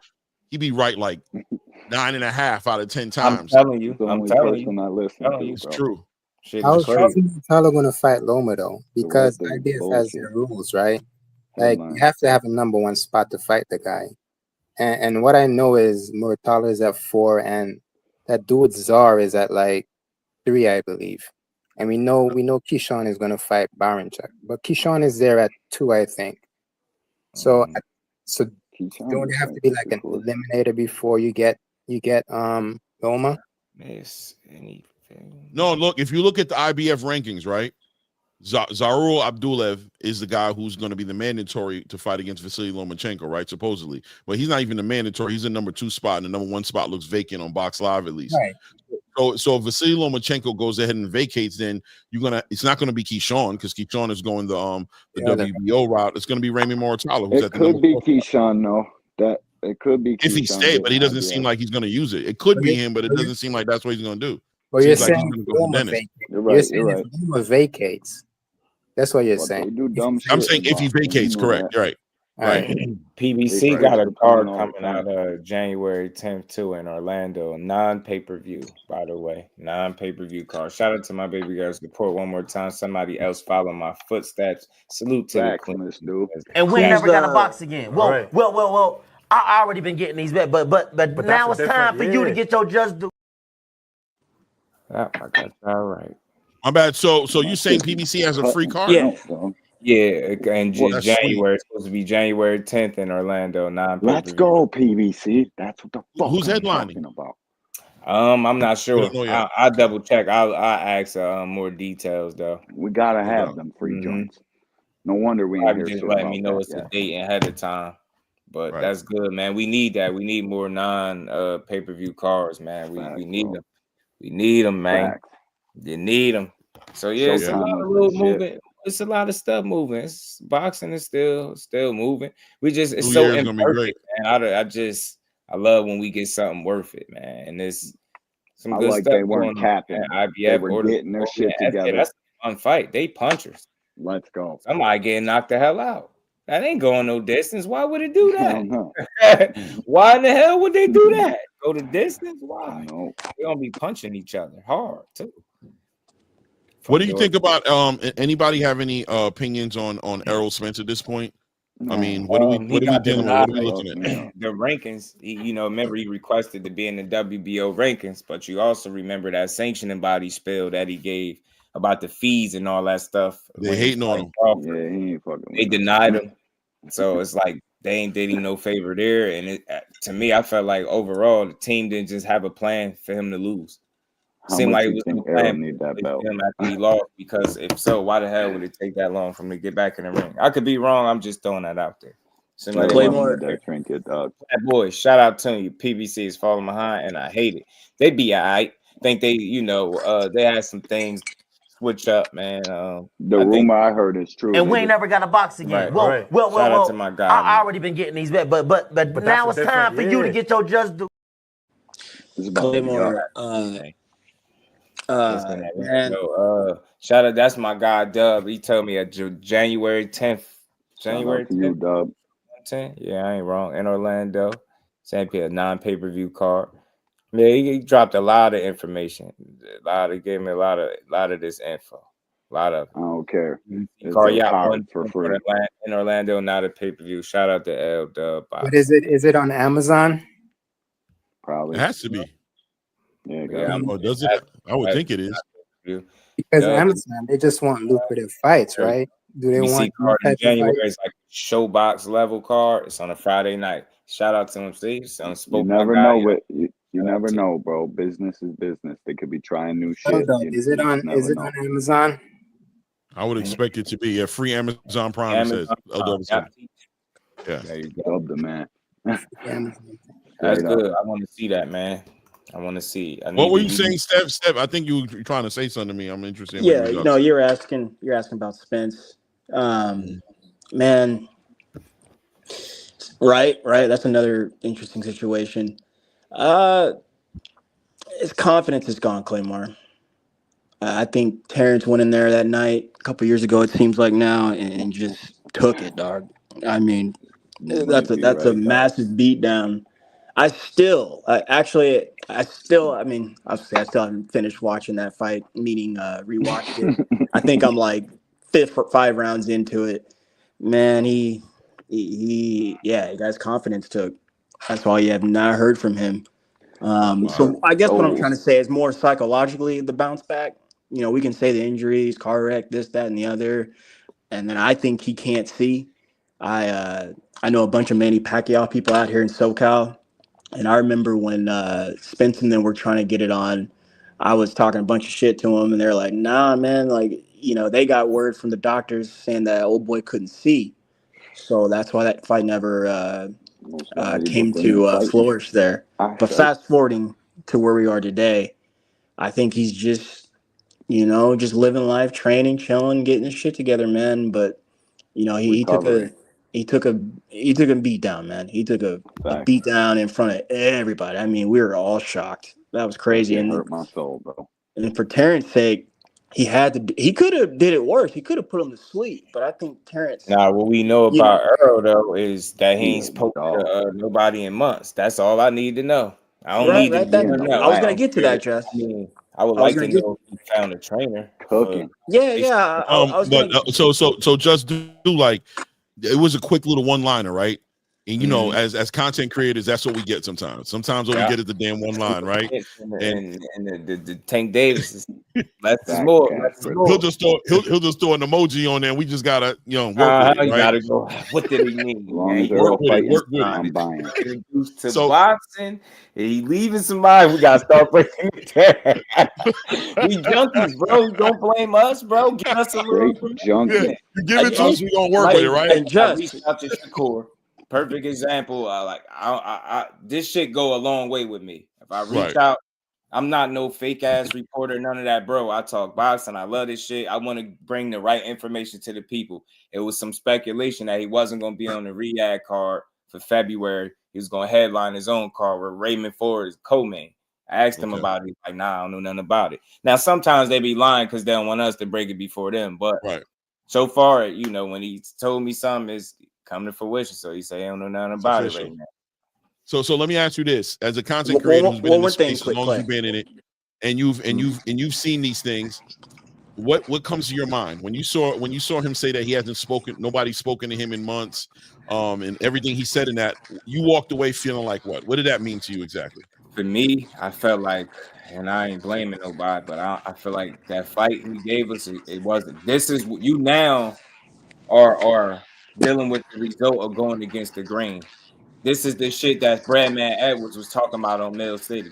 Facts. The way y'all went about getting a fight, but it's like now when you lose, now look, it looked like it wasn't a plan in place after you lost. Don't give me no bullshit that it was. And again, it's not all their fault because he got shit that he gotta fix, right? He probably wasn't right. Trainer, it's a lot of moving parts, but the fact that you started getting dates coming out and it's like you was double dutching with this Fundora news, right? Back and forth. It's like, is it Crawford? Is it EJ? Is it Crawford? Is it EJ? Is it? And I thought that was a bad sign. It just seemed like it wasn't nothing in place after he lost. Like they wasn't. This wasn't the plan. Clearly, this is looked like to me. That's what I got. That wasn't the plan, and then because of it, it's almost like he went by the wayside. Afterthought. He's not. And KO said it best. Like it's unfortunate because EJ is his guy, but he like, bro. Now it's like you got to get in where you fit in. Almost. It doesn't seem like there was a plan in place. What if he did lose to Crawford? What were you going to do then? What was going to be the process? So I don't want to blame people because I don't have enough information, but it just seems like from the outside looking in, it wasn't a real, like this get back, as people talk about, it wasn't a real get back plan. You know what I'm saying? It kind of seemed like they just going with the flow of things.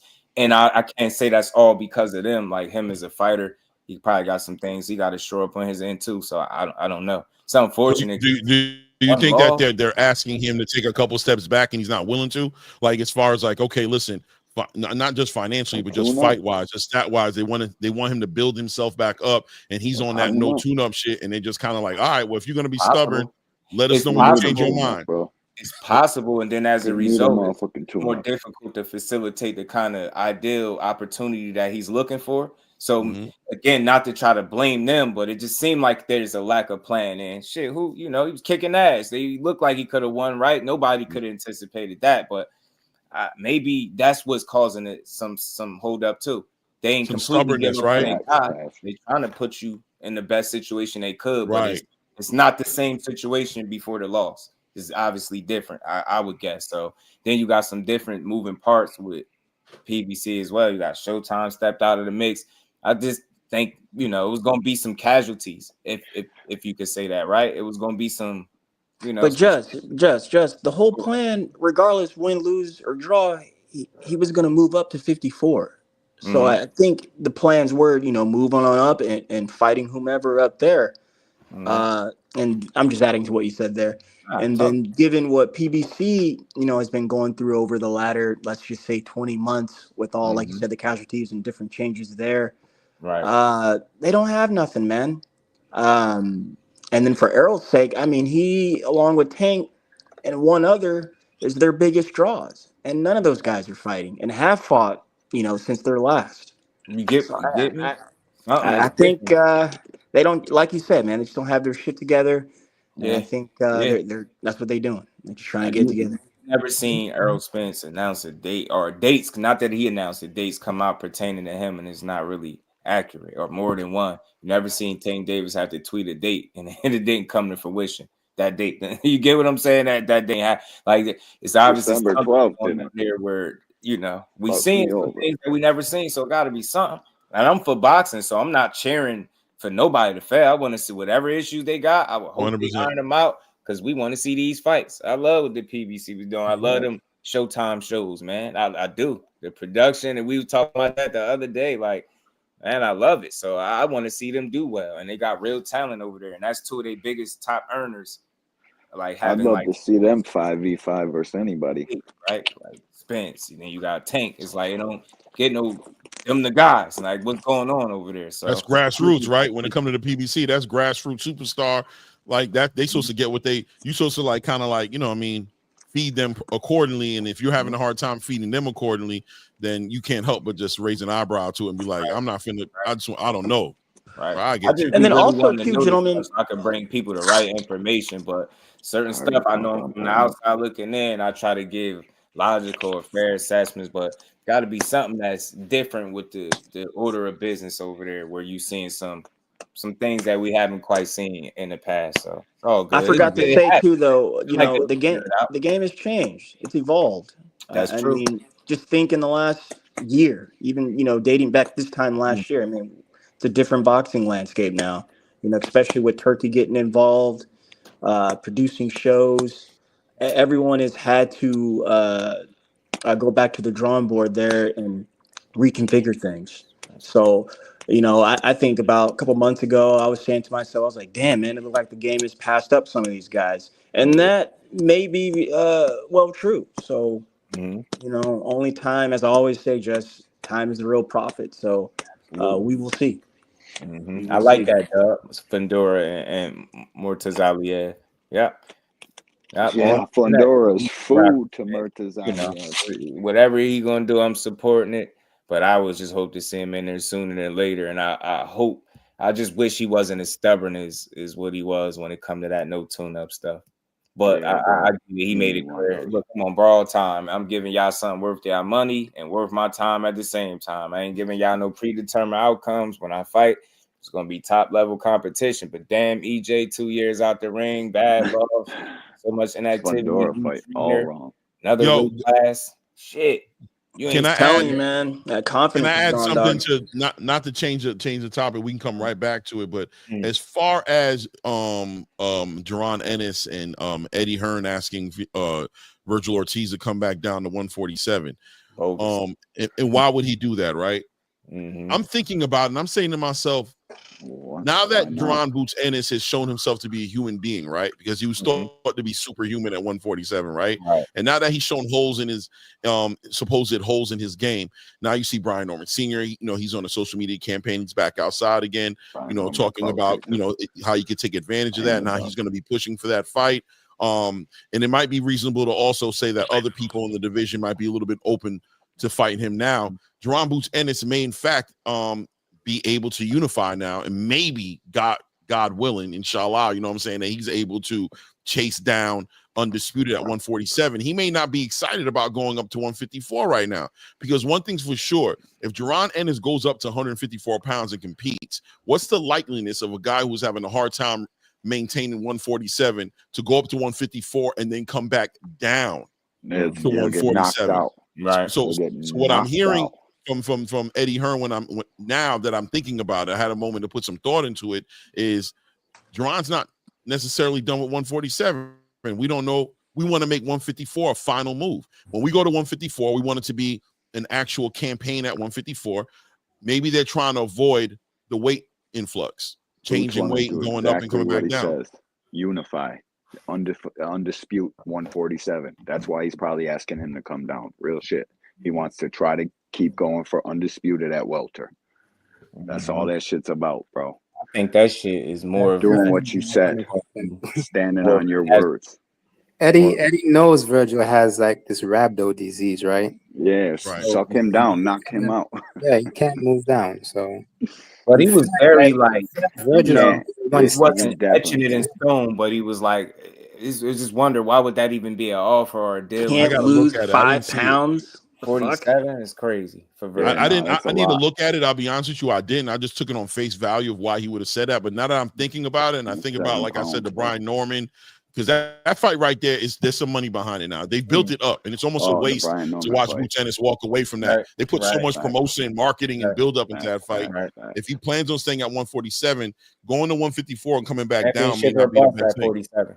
Championship want to unify at least. Exactly. Don't get you a championship fight at 47. Don't fight again there ever at all. Yep. I just think there's no need. It's like you playing yourself. Go up to 54 and test out the He's a very big guy. Worst case scenario, you got one more fight under Eddie Hearn. If he can't make it worth you reeing up or whatever the case, now you got that opportunity to use that fight to say, hey, look, go elsewhere.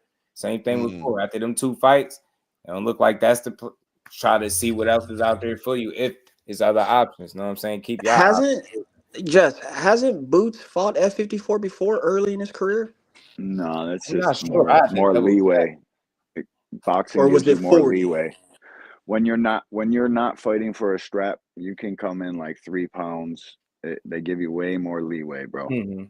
That's all that is. People think it's, oh my God, he's at this weight, so he's got to be that. No, it's you got like 2 pounds either way. You got like a grace of 5. Yeah, actually, Abdullah Mason was doing that for a little bit. He was doing that for a little bit. With that being said, then I mean, I totally disagree, man. I mean, you don't need to be going to 54. There's plenty of work. There's plenty of smoke. And there's plenty of time to hone your skills at 47, man. Like you're not all the way there. And you know, I've heard they're chomping at it because he looked like that's shit. fine. That's fine. And I love you'll that. fuck around and find out. But he did fight 2 fights at 152. Me too, KB. Bring that smoke, dog. You're gonna get beat the fuck That is a up. blessing in disguise. It could be. Hell yeah. Got It is. everybody vocal, Boots this, Boots that, Conor Ben. Show me. Okay. Boots. Show me, dog. You got smoke. You brought up Conor Ben. Here's a question for the panel. Show me. Conor Ben and Chris Eubanks is supposedly in negotiations. Chris Eubanks says, listen, I'm not coming down off 168. Conor Ben seems like Conor Ben kind of, shout out to Conor Ben, but he be kind of saying crazy stuff. But he said he willing to go to 168. That's what he's talking about. Does this ruin this man's career if he does this? Yes, because you can't come back down to that low 47 after you hit the scale at, I don't know, let's say 65. You're gonna suck back down, and that's going back to the well one too many times. You're gonna be knocked the fuck out. That's a slippery slope, Super slippery. Nobody's ever done it he could before. do it. I wouldn't advise that. I would not advise that just because, I mean, like, if I were him, I'd just wait Eubank out, man, then move up and beat his ass. If I was him, I would just move on, bro, and just either make a decision. You're either going to be world class, because I feel like that Chris Eubank Jr.'s fight is all about his daddy's business, bro. Well, and you got to have your own legacy, bro. And, Chris Eubank Sr. had a moment. He always saying stuff, and for the most part, he said, listen, he gave advice. He said, listen. He said, my son is not coming down from 168. It's not healthy for Junior. He said, my advice to Conor Ben is, he said, don't come to 168. Be a 147 pound. And he looked into the camera with this look like, you're going to ruin your career, bro, trying to sit out here and handle your father's business, bro. You guys might not meant to fight. You know what I'm saying? You guys might not be meant to be fighting. You know what I'm saying? It is what it is. Your two weight classes. Well, bro, pay attention to your career. 147, then 154, whatever it is that you want to do, make those big fights. If you chase Chris Eubanks down, you might be chasing him down to a trap, even if you beat him in that fight. They're drumming up headlines, bro. They're both in contract negotiations. They're signing contracts. Don't come up here. Don't do that. They're pump faking. They're getting stopped by Liam at the end of their careers. They'll fight. He done sucking himself down. Just look at his body frame, though. Like Conor Benn is small for 140. Way smaller. Way smaller than he fought at 54. He was small at 54. He was super small. He's gonna be small for 68. Like he's gonna get knocked out at 47. I respect it, brave man. Go ahead and do it. But it might ruin him, right, guys? Like this might be a bad move. You know what? I said this yesterday. I was kind of joking, but now listening to this conversation, I'm starting to think they should have gave Broner to Conor, man. You know, shit, how he went out with Blair, they should have just It ain't too late. Broner will fight tomorrow. Give Adrian a fight. You know what I mean? Give Adrian a fight, bro. I'm all about these guys getting I know my boy AB. I know his slogan. AB ready, dog. I know my boy's slogan. I'm just saying at that time, what was that? I beat him. Everybody out there know I beat him. Everybody out there know I beat him. I controlled the fight. He was missing. I hit him clean more times. I beat him. I want to thank the whole hood who came out here. I love y'all. I did this for the hood. Y'all know I beat that boy. Hey, what's his name? The reporter in the ring? I forget. That's Jim Gray. Yeah, Jim Gray. My dog. Oh my gosh. I've been looking for him, man. Yeah. I've been looking for him. It ain't punching like that. I don't think he is either. Hey, I think Barris beat him. For sure, D1 was a victim of some ring rust too, bro, and some inactivity. How long it been since he been in the rings before that Adrian looked good, bro. For that fight, he broke his ankle or his elbow. Oh, Adrian's a beast, man. He'll give you everything you're asking for. In fact, you know what we're saying about Conor. You know that's what happened to Broner. He just moved up way too quick. Yeah, nobody. He went from Paulie. I was at that fight. He went from Paulie to Mike Down. Who the hell authorized it? Bro, man. The minute I was rain at the top, I still remember the very first second I was concerned for Broner. I was cool with everything that was going on, all the way up until they was like, "You know who you fighting?" He was like, "Yeah, my Donna Matisse, the kid to knock everybody." I said, "You put two names together, two knockout guys. Might be in trouble. You playing, man? This dude ain't with you." He got in there. I seen him drop. Hey, I said, "Oh my God, it's happening in real time. He about to beat my boy." Yo, that was my. I lost a brother. As far as getting beat up, that was my brother. That shit hurt my soul, That shit hurt. So L-Dub, you walked into that fight understanding off top, right? Off top, you understood. Bro. It was him. Don't play with him, please. My Donna Matisse. I don't know why that never sat well with me. I was like, wow. Your spirit, right? That did not sizzle in your spirit the right way. You was like, nah. This ain't the one, AB. You can't walk him down. Bro. Like That ain't it. Feathers to bricks. Paulie to this. Bro, what? Paulie gave you a good fight. I remember. Me and my brother was there. I was like, looking at my brother. It wasn't that he was, it's just the work. You don't throw a whole lot of punches. And the way that you fought, 30, you took that shit up with you. You couldn't do that up there. You couldn't do that up there. You had to change the way you fought. Like you didn't adjust to the guys that was in front of you. That's why you was getting beat. It wasn't a skill thing. It's the way you fight. You can't. Right. You was super reserved. People down, picking single shots, letting combinations off. Getting them guys and doing what you want. But these bigger dudes, you can't do them like that. He's a super reserved fighter, bro. He's super reserved, and that was from the success he found at those lower weight classes, right? Now, you know what I'm saying, 135 and all that. He was able to take his time, and now that's what my fear is for Boots, right? To a degree, I feel like whatever Boots does, it has to be challenging fights at this point. I think the fights that aren't challenging to him, Karen's not a challenging fucking. Karen will give work to any top welterweight. I just right fucking now. What I'm saying is he walked into the ring. He walked into the ring with somebody with the raw mentality, right? Karen was somebody who should have took serious, but because he hasn't been getting that matchmaking, he kind of got lulled into this confidence. And I'm we're creatures of habits. what we do most of the time is what we do all of the time. And my fear for Boots is he goes up to 154. He starts, or he goes to unify, even against a Brian Norman, right?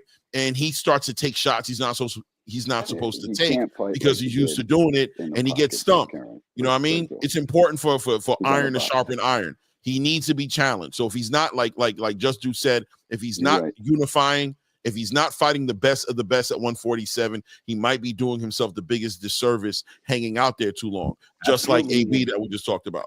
Not that AB hung out there too long, but wait, hang on. I think he overtrains. Take some fucking time off, kid. You're a young man. Go no more time off.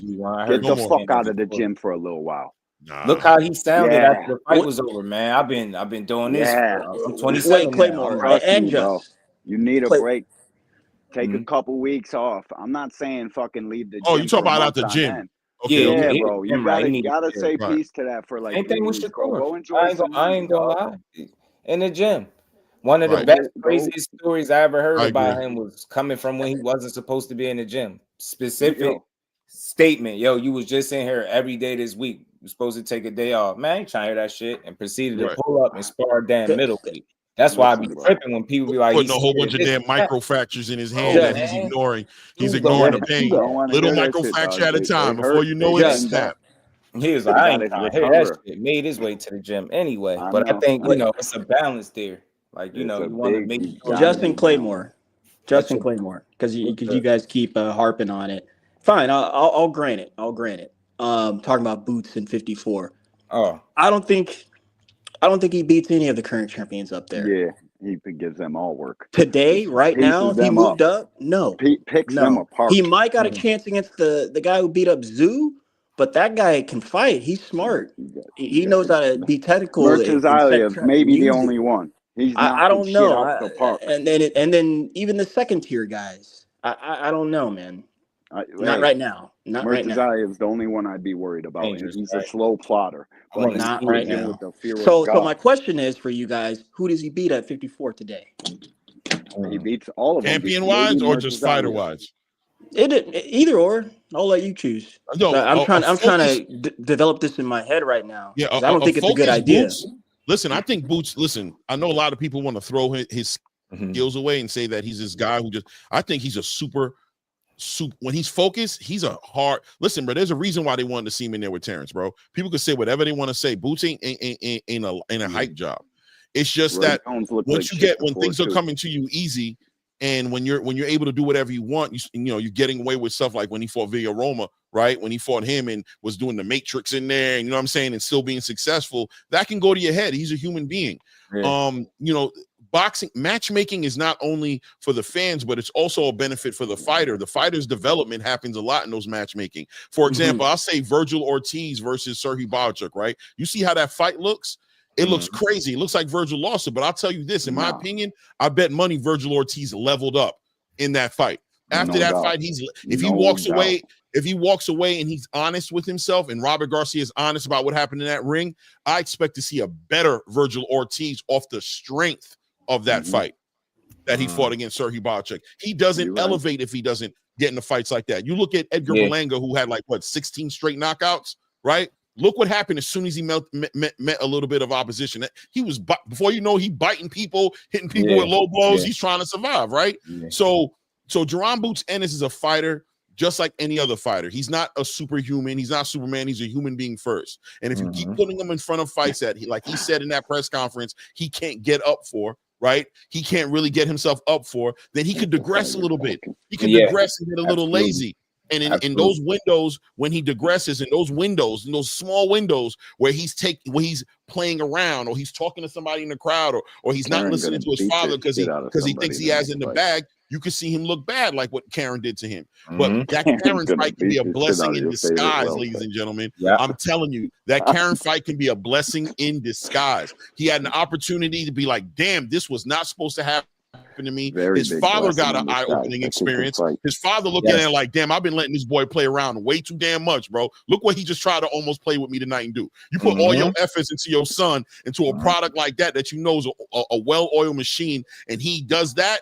I bet you training camp has a whole different face. I bet you the defense has a whole different face. And I'm happy he was able to experience that with a Karen rather than walk there in the ring with a damn Vergil Ortiz or Murtazaliev, Bakram Murtazaliev, or Charles Conwell, or Erickson Lubinson, or Towering Inferno, or whoever's up there at 154 looking to ruin this dude's legacy. So I just feel like I want to see the next fight.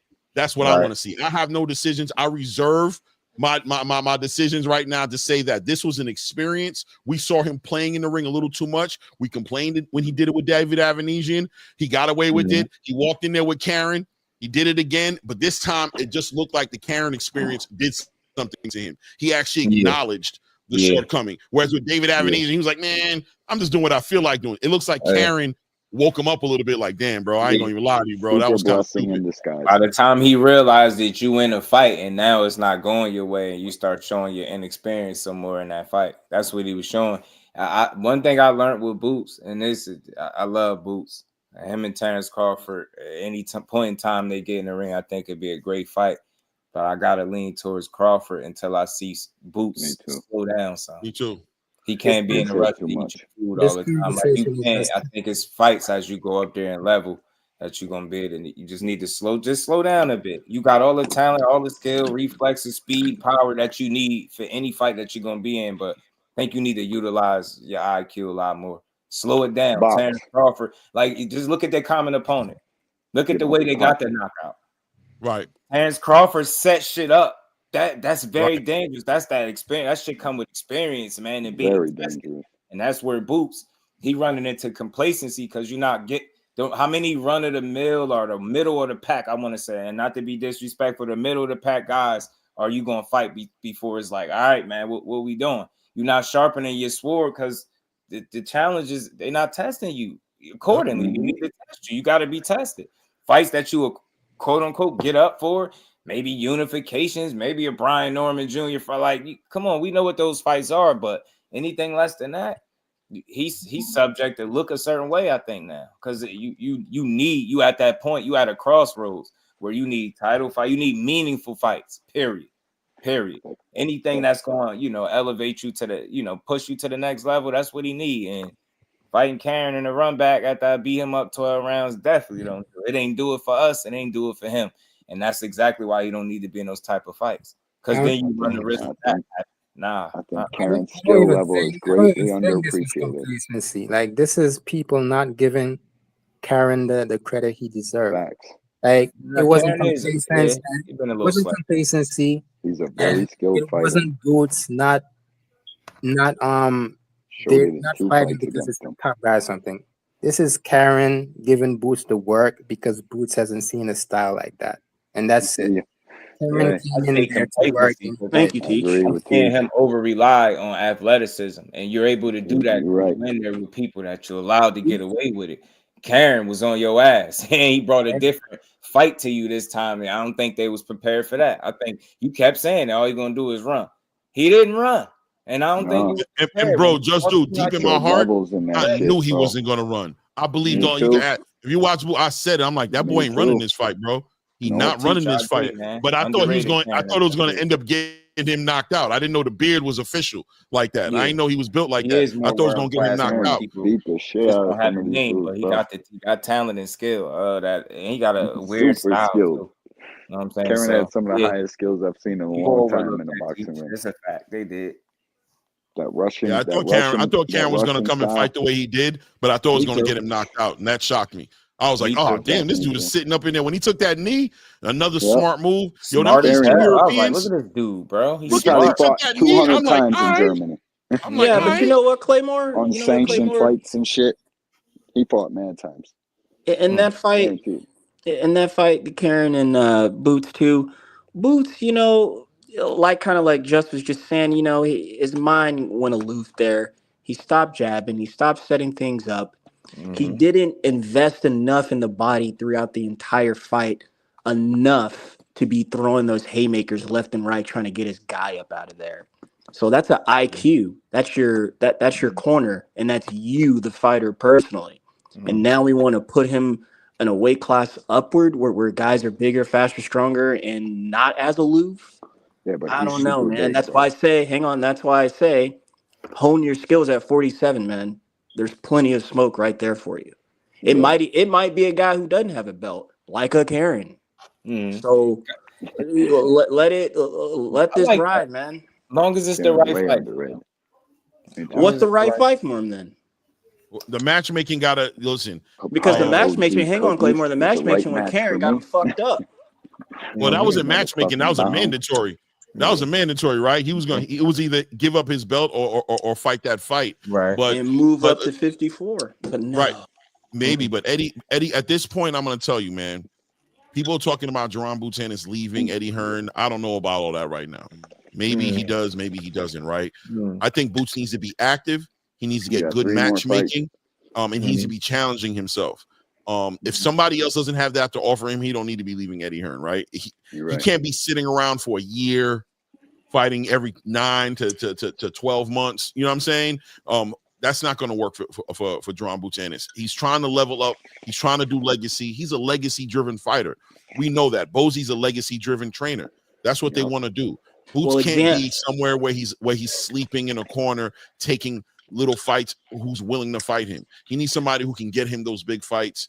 And I don't know what that looks like. I'll tell you right now, though, a lot of names seem like they're way more comfortable with fighting him now. That's why I said the blessing in the disguise, right? The experience with Karen, how he looked, but B, also fighters were very scared of Boots, and now it seems like they're getting a little courageous, and that's what he needs. So let's see what Eddie Hearn can do with this momentum, if he can push it forward and make something work for Boots. Well, then I'm going to hold him accountable then, because we had this conversation earlier with Big Supreme and Coward were given that optimism there. Boots should have made he should do everything in his power to make that fight with Brian Norman. Pay the fucking man. Whatever the nigga want, give it to him. Nah, dog. Listen, you can't give Brian Norman all this fucking money. No, I'm not giving him credit. What I'm saying is, no. Hang on. Let me finish. He wants fucking $2 million so he can brother, that's the competition that he can level up on. That's the competition he can level up on. That's what we're talking about. I get both of y'all points. I swear I do. I swear I get D1. I swear I gave it points too because make that sacrifice, bro. Just, I put it on the fighters and the promoters. Already gave half his person that shit. I don't even want to talk about it because it infuriates me. This guy had fucking his highest payday times 10 and turned it down and got the people behind it. Like what? This is crazy, bro. Yeah, I ain't even talk about that. But Listen. The business is the business, man. When Brian Norman Sr. spoke about it, listen, I'll be the first one to say it. I was disgusted with the fight not happening, but his perspective on the business and his understanding of his options was legitimate to me. You know what I'm saying? As far as we already had our path, we never planned on fighting you. This wasn't going to happen. You need to fight. You're the one who's on the timeline. You're the one who's been in the division too long. You're the one who has nobody who wants to fight you. My son doesn't have to fight you, bro. He's going to be in his division for a long time to come after you leave, and he'll have an opportunity. I won't say he will become, but he will have an opportunity to unify and become undisputed. We don't have to jump on this. This is something that's going to help you out. Here's your route to getting there. And now people could say whatever they want to say about how he approached it, but I can't argue with it too much. Can I tell you it doesn't work out for me as a fan as far as I want to see the fight? Hell yeah, I'm definitely left with the shitty hand and the stick, with the stick on this. But I can appreciate his white gloves approach to his son's career, bro. To the idea that I don't have to do that. It is what it is. I'm with my man D1 on that one. I wanna touch on what Cal Kulit had said earlier, right? So pretty much a promoter, and anybody could correct me if I'm wrong because this is a business talk. Yeah. So pretty much a promoter gets a percentage of what's agreed upon the fighter's contract, right? Yep. And so from what I know, this wasn't a cross-promotional fight. This was just Top Rank sending Norman over to the zone. No, there's 25%. Yeah, so pretty much what happened is Top Rank is just getting their normal percentage. It's not like there's additional cost because it wasn't a pay-per-view fight. It's not cross-promotional. So they're just getting their normal percentage. If this fight was on Top Rank and Top Rank was paying I don't Norman, know if that's necessarily true. I ain't gonna lie to you. I don't know about that. But Cross per name, it's cross. It's I'm cross. not too sure. It doesn't matter no, about no, this was just Top Rank sending Norman over. I don't think it was cross for 25%. No, 25%. That was a cross promotional fee. Because at the end of the day, the likeness, especially considering the fact that he was going to be getting out of a fight that they already had lined up for him. Oh, so you're saying there's a cross promotional fee on top of a percentage that they still. I'm not sure. You might be right. I'm just saying I'm not sure. You might be right. I'm not gonna lie. I don't know. That's the thing. So it can't be a cross promotional fight because again, Norman was just going over the top to the zone. Yeah, they ain't friends. They won't work together. I came up here to back D1 There is point, no man. additional cost because it's not a pay-per-view fight. No doubt, So the reason why Norman is upset is because he was getting paid that much, and if you take 25% off of that huge amount, well, obviously they're going to get like a significant amount. Yeah, they're an invested interest. They had 5 fucking fights. They had Brian Norman for carrying his ass. They want their money. Yeah, if that fight was on Top Rank and Top Rank was paying that same amount, they would still get the same percentage. So I see what you're trying to say, Teach. I see what you're trying to say. I hate that fight didn't get made, and the fight didn't. I just think Brian Norman's a duck, bro. No doubt. That's fine. That's fine. No beef. The reason why I'm saying that is because you can't say just give him the extra 500,000 because that sets a dangerous precedent moving forward. What the fuck? So now Stanionis all gonna of the want? B-sides are gonna say, well, you gave Brian Norman $2.7 million, so why you can't give it to me? Fuck, That we could be a fact. afford to do that. So my thing is this, right? Motherfucker, we're giving out deals to everybody. When you look at Terrence Crawford, right? He got 2.5 million to fight Madrimov on a Turkey card. So you telling me you want to give Brian Norman $2.7 million and Bud didn't get that? Like what? That's ludicrous, bro. Madrimov was the champion and got 700,000. Brian Norman's highest payday was off 25. Exactly. Not only that, I actually backed Brian Norman to beat Santillon because I ain't gonna lie, for like the last 3 fights, I was like, yo, I can't wait till somebody beat Santillon. Then he had the Roach performance. I had the E-Crawl. I'm like, damn.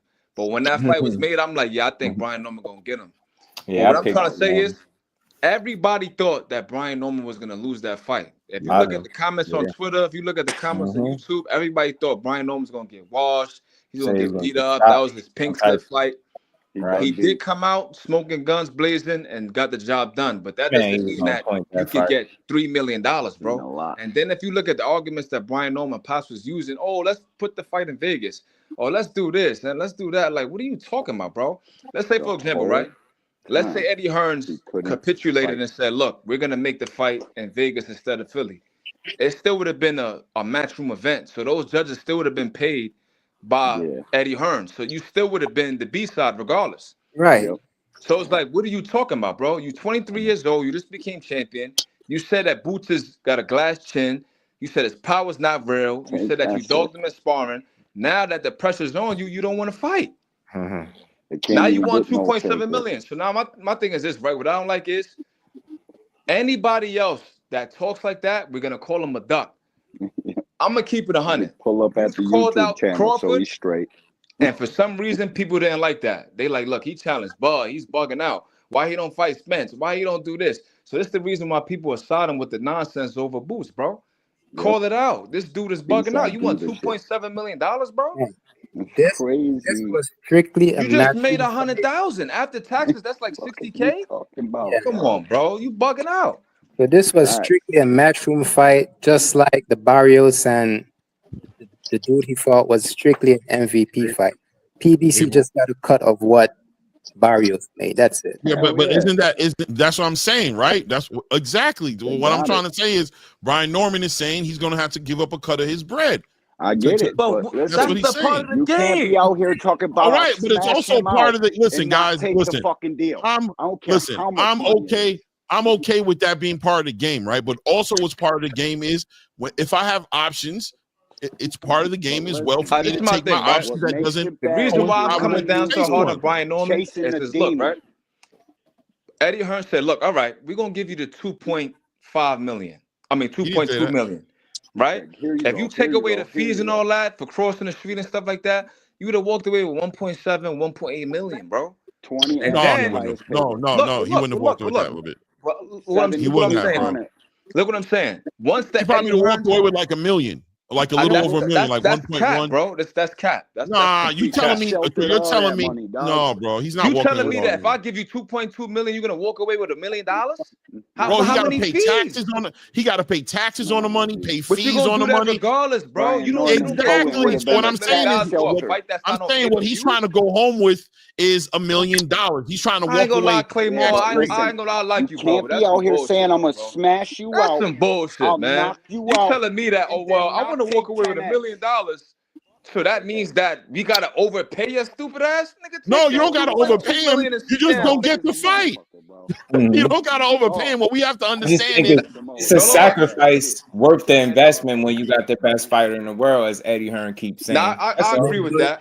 But just just got you put the like pressure on he's Eddie. saying you fighting the best fighter in the world, and he need what you got. Nah, but you can't. I can't agree with that, Just. You can't. Crazy. They might have overplayed their It's not. Listen, it's nasty work, right? I'm It's gonna tell you nasty why work it's from a nasty fan's work, point right? of view. Look, but I can understand from a father's point of view Hang his on, D1. perspective to say that we not hungry like that, like you think we are. Nah, that's We're nasty okay work, with getting bro. these little checks. That's We're okay with nasty getting work. these little checks. We already have a game plan set in front of us on how we're going to get these fights. We ain't got no problem getting into a unification fight with Barrios. We ain't got no problem getting into a unification How with you know you Stanley won't get a Ortiz. unification with He Barrio? don't- we gotta listen, pay him I'm saying hypothetically, I'm telling you that we don't know Look, what he Claymore, knows. look. Based on what he knows. Yo, this nigga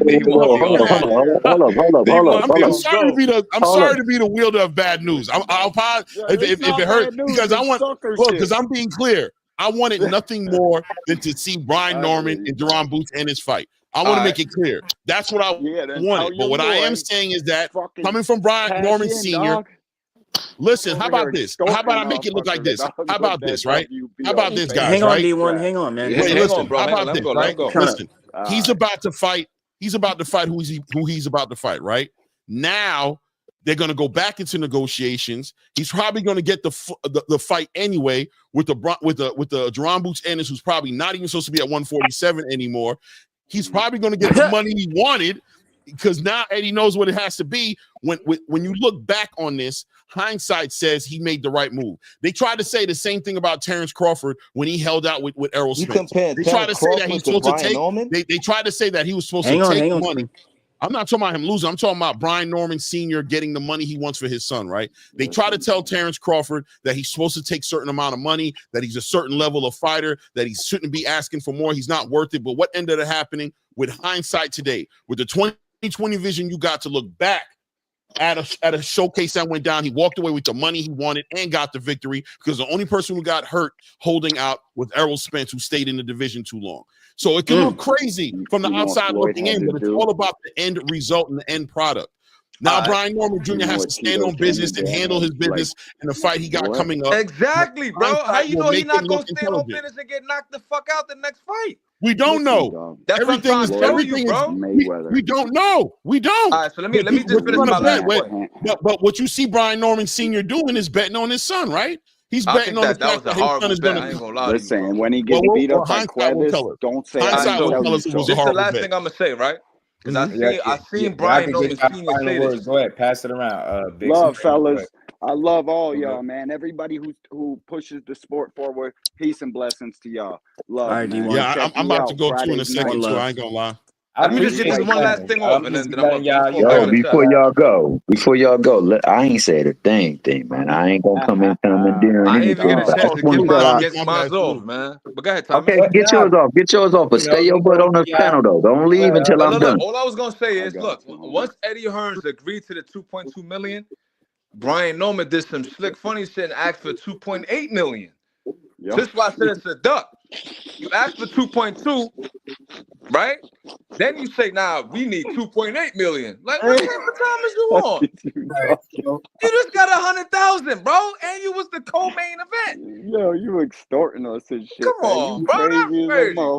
In front of people in the public too. In front of everybody seeing you. Everybody come and look at us and He said, now, you know what? We don't need 2.2. Give me 2.8. You know how Brian Norman Sr. act. He like, give me 2.8 million. You got that, Eddie? I'm like, this nigga's a clown. Shout out to everybody, man. My guys. Go ahead though, Thomas. Everybody, man. Oh, I just wanted to shout out my main man, Jusdu, my main man, Claymore Reigns, the good brother Teach, Big Supreme, D1, the family, my main man, Bass Reed, Steph Brown. Shout out to Terry Smooth Jr., too. I ain't seen him in a minute. I just wanted to say that, bro. But I need a For sure, panel, Thomas. man. One love, brother. So yeah, so I don't know if it got to 2.2. What I do know is that it got to 1.8 and they were asking for 2.2. But yeah, I'll stick with the 1.8. But I do get what Justice, 1.1. I do get what Justice is saying, right? Like, in order to get Boots these fights, you just gotta pay the people. But the thing is, Norman again, like his highest payday, let's say was 200K. That's a significant. Okay. Yeah, that was a significant Wasn't even bump. close. Yeah, but that was a significant bump in pay from 200 to 1.8, right? And again, we're asking Eddie to pay these guys a ton of money, but we don't know what the matchroom budget is like. Like these guys, they have ton of fighters to pay, right? So you can't just say give this guy a shitload of money and then ignore the other guys, right? 1.8 was more than enough for Brian Norman Jr. in my opinion. Like he didn't need more trilogy with Brian Norman. And initially when we spoke on this thing, even before Norman and Eddie and them was going back and forth, before this whole negotiating thing, I remember specifically I was on like Upper's channel and we were talking about how much Brian Norman Jr. should get paid. And I'm like, Brian Norman should get paid like $1 million for this fight because he's never seen $1 million, right? And people were bumping it up to like 1.2. So now when we hear that the offer was 1.5 and it went to 1.8, everybody was saying it was a good deal. Quack. I'm out, fellas. Love, peace. All right, brother. Yeah, that's all I had to say. Yo, Justice, yo. All right, there, my man. Hey, can I say one more thing? Can I interject one more thing? This is the cold part about it. This moot and all this. My man had got word prior to this even breaking out in the media like it did, or in YouTube like it did, that they couldn't even make the fight anyway because they had went to purse bid. So the thing was all just about creating buzz anyway for the fight that you possibly got coming up because the fight could never be made. Like, and that's a big part of how it spun out as well too, man. So like for you to only your max pay in a fight being under $100,000 to getting almost $1 million, that's a big considerable jump, and that's worthy of you being a champion. I mean, there's no way to scratch the surface on the fact that, you know, that was going to be his biggest purse that he had been combined when you combine all his fights together. So it does look bad from that standpoint. I understand where people say, well, you need this piece of the puzzle back. So how big are you willing to go to make sure you can get this piece of the puzzle? But then there comes the point after that. Well, if you gave this guy who got elevated to a champion this amount of money, what about me? I am a champion. I earned it the hard way. Shouldn't I get X amount more? And ain't nobody coming to see the fights like that. So you ain't got that resource to pull from. Where you gonna pull it out and who you gonna cut in the process? So it becomes like a catch-22 no matter how you see the fight. But the thing is, the fights need to happen. And Eddie needs to do whatever he can do to position his fighter that he promised to get the big fights, to make a household name and a superstar, to fight so he can become exactly that. I agree. All right, guys, I definitely got to step off, man. I appreciate this. Was a great build. Shout out Jusdueboxing. Always got. I like the build too, but you know about that, right? We got a history. You already know. You know, I love the build. You know what I mean? I love the build. I don't come to do nothing else but that. Man, they know it. You know what I mean? Appreciate you, Teach, everybody. I appreciate it, man. Thank you for everybody on the platform. Shout out to the channel and everybody in the chat too as well. That was engaging, man. Great conversations, man. Hope to do it again soon. Yeah, shout out to Thomas Hill, my guy, Steph Claymore. Yeah, Thomas Hill, salute. Appreciate it, man. Thanks for letting me come up. Clay, it was good to talk to you, man. The kids You under too, the Clay. mat, man. Y'all the family, and we gonna keep building, man. Another dope one in the books, man. We gonna keep giving boxing its just due, man. Salute. You already know, man. Y'all make sure y'all hit that like on the way out, man, and tap back in tomorrow 4 p.m. man. The link gonna be dropped, and we gonna build on some more boxing. Hit the link. Yeah, know it. Shout out to my guy Thomas Hill, man. Peace to the Queens as always, my guy. You know, Big Supreme is all. We showing people how to have these boxing conversations, man. Just building, man. Argument free, man. You know, just building, bouncing ideas and learning, man. Helping the sport grow, man. All things, my guy.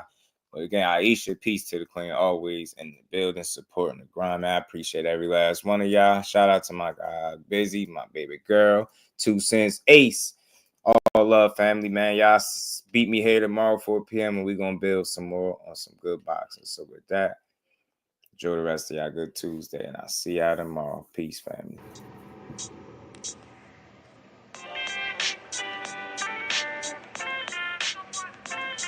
Yo,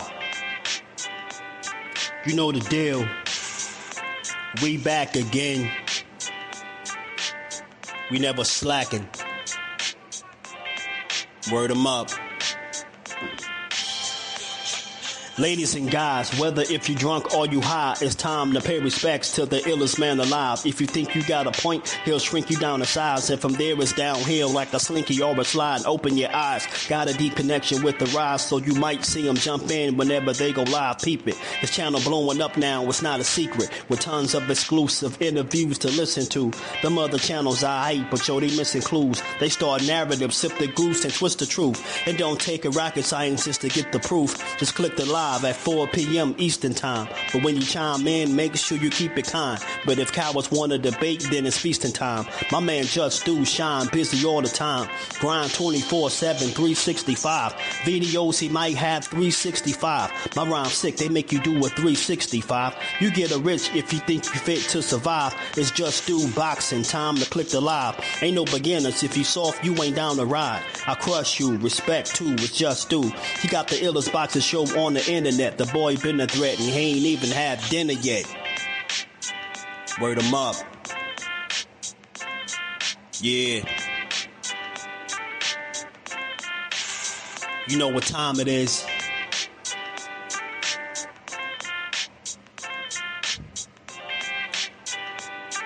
$4 p.m. Eastern. Click the link. In the building. Make sure y'all subscribe to Jusdueboxing, the best boxing talk on YouTube. Jusdueboxing in the building, 4 o'clock shorty, man. Y'all make sure y'all check him out. He's going to be live today at 4 o'clock, man. And he's going to be spewing some good stuff as he always do with an unbiased approach, man. He's probably the most unbiased channel on YouTube.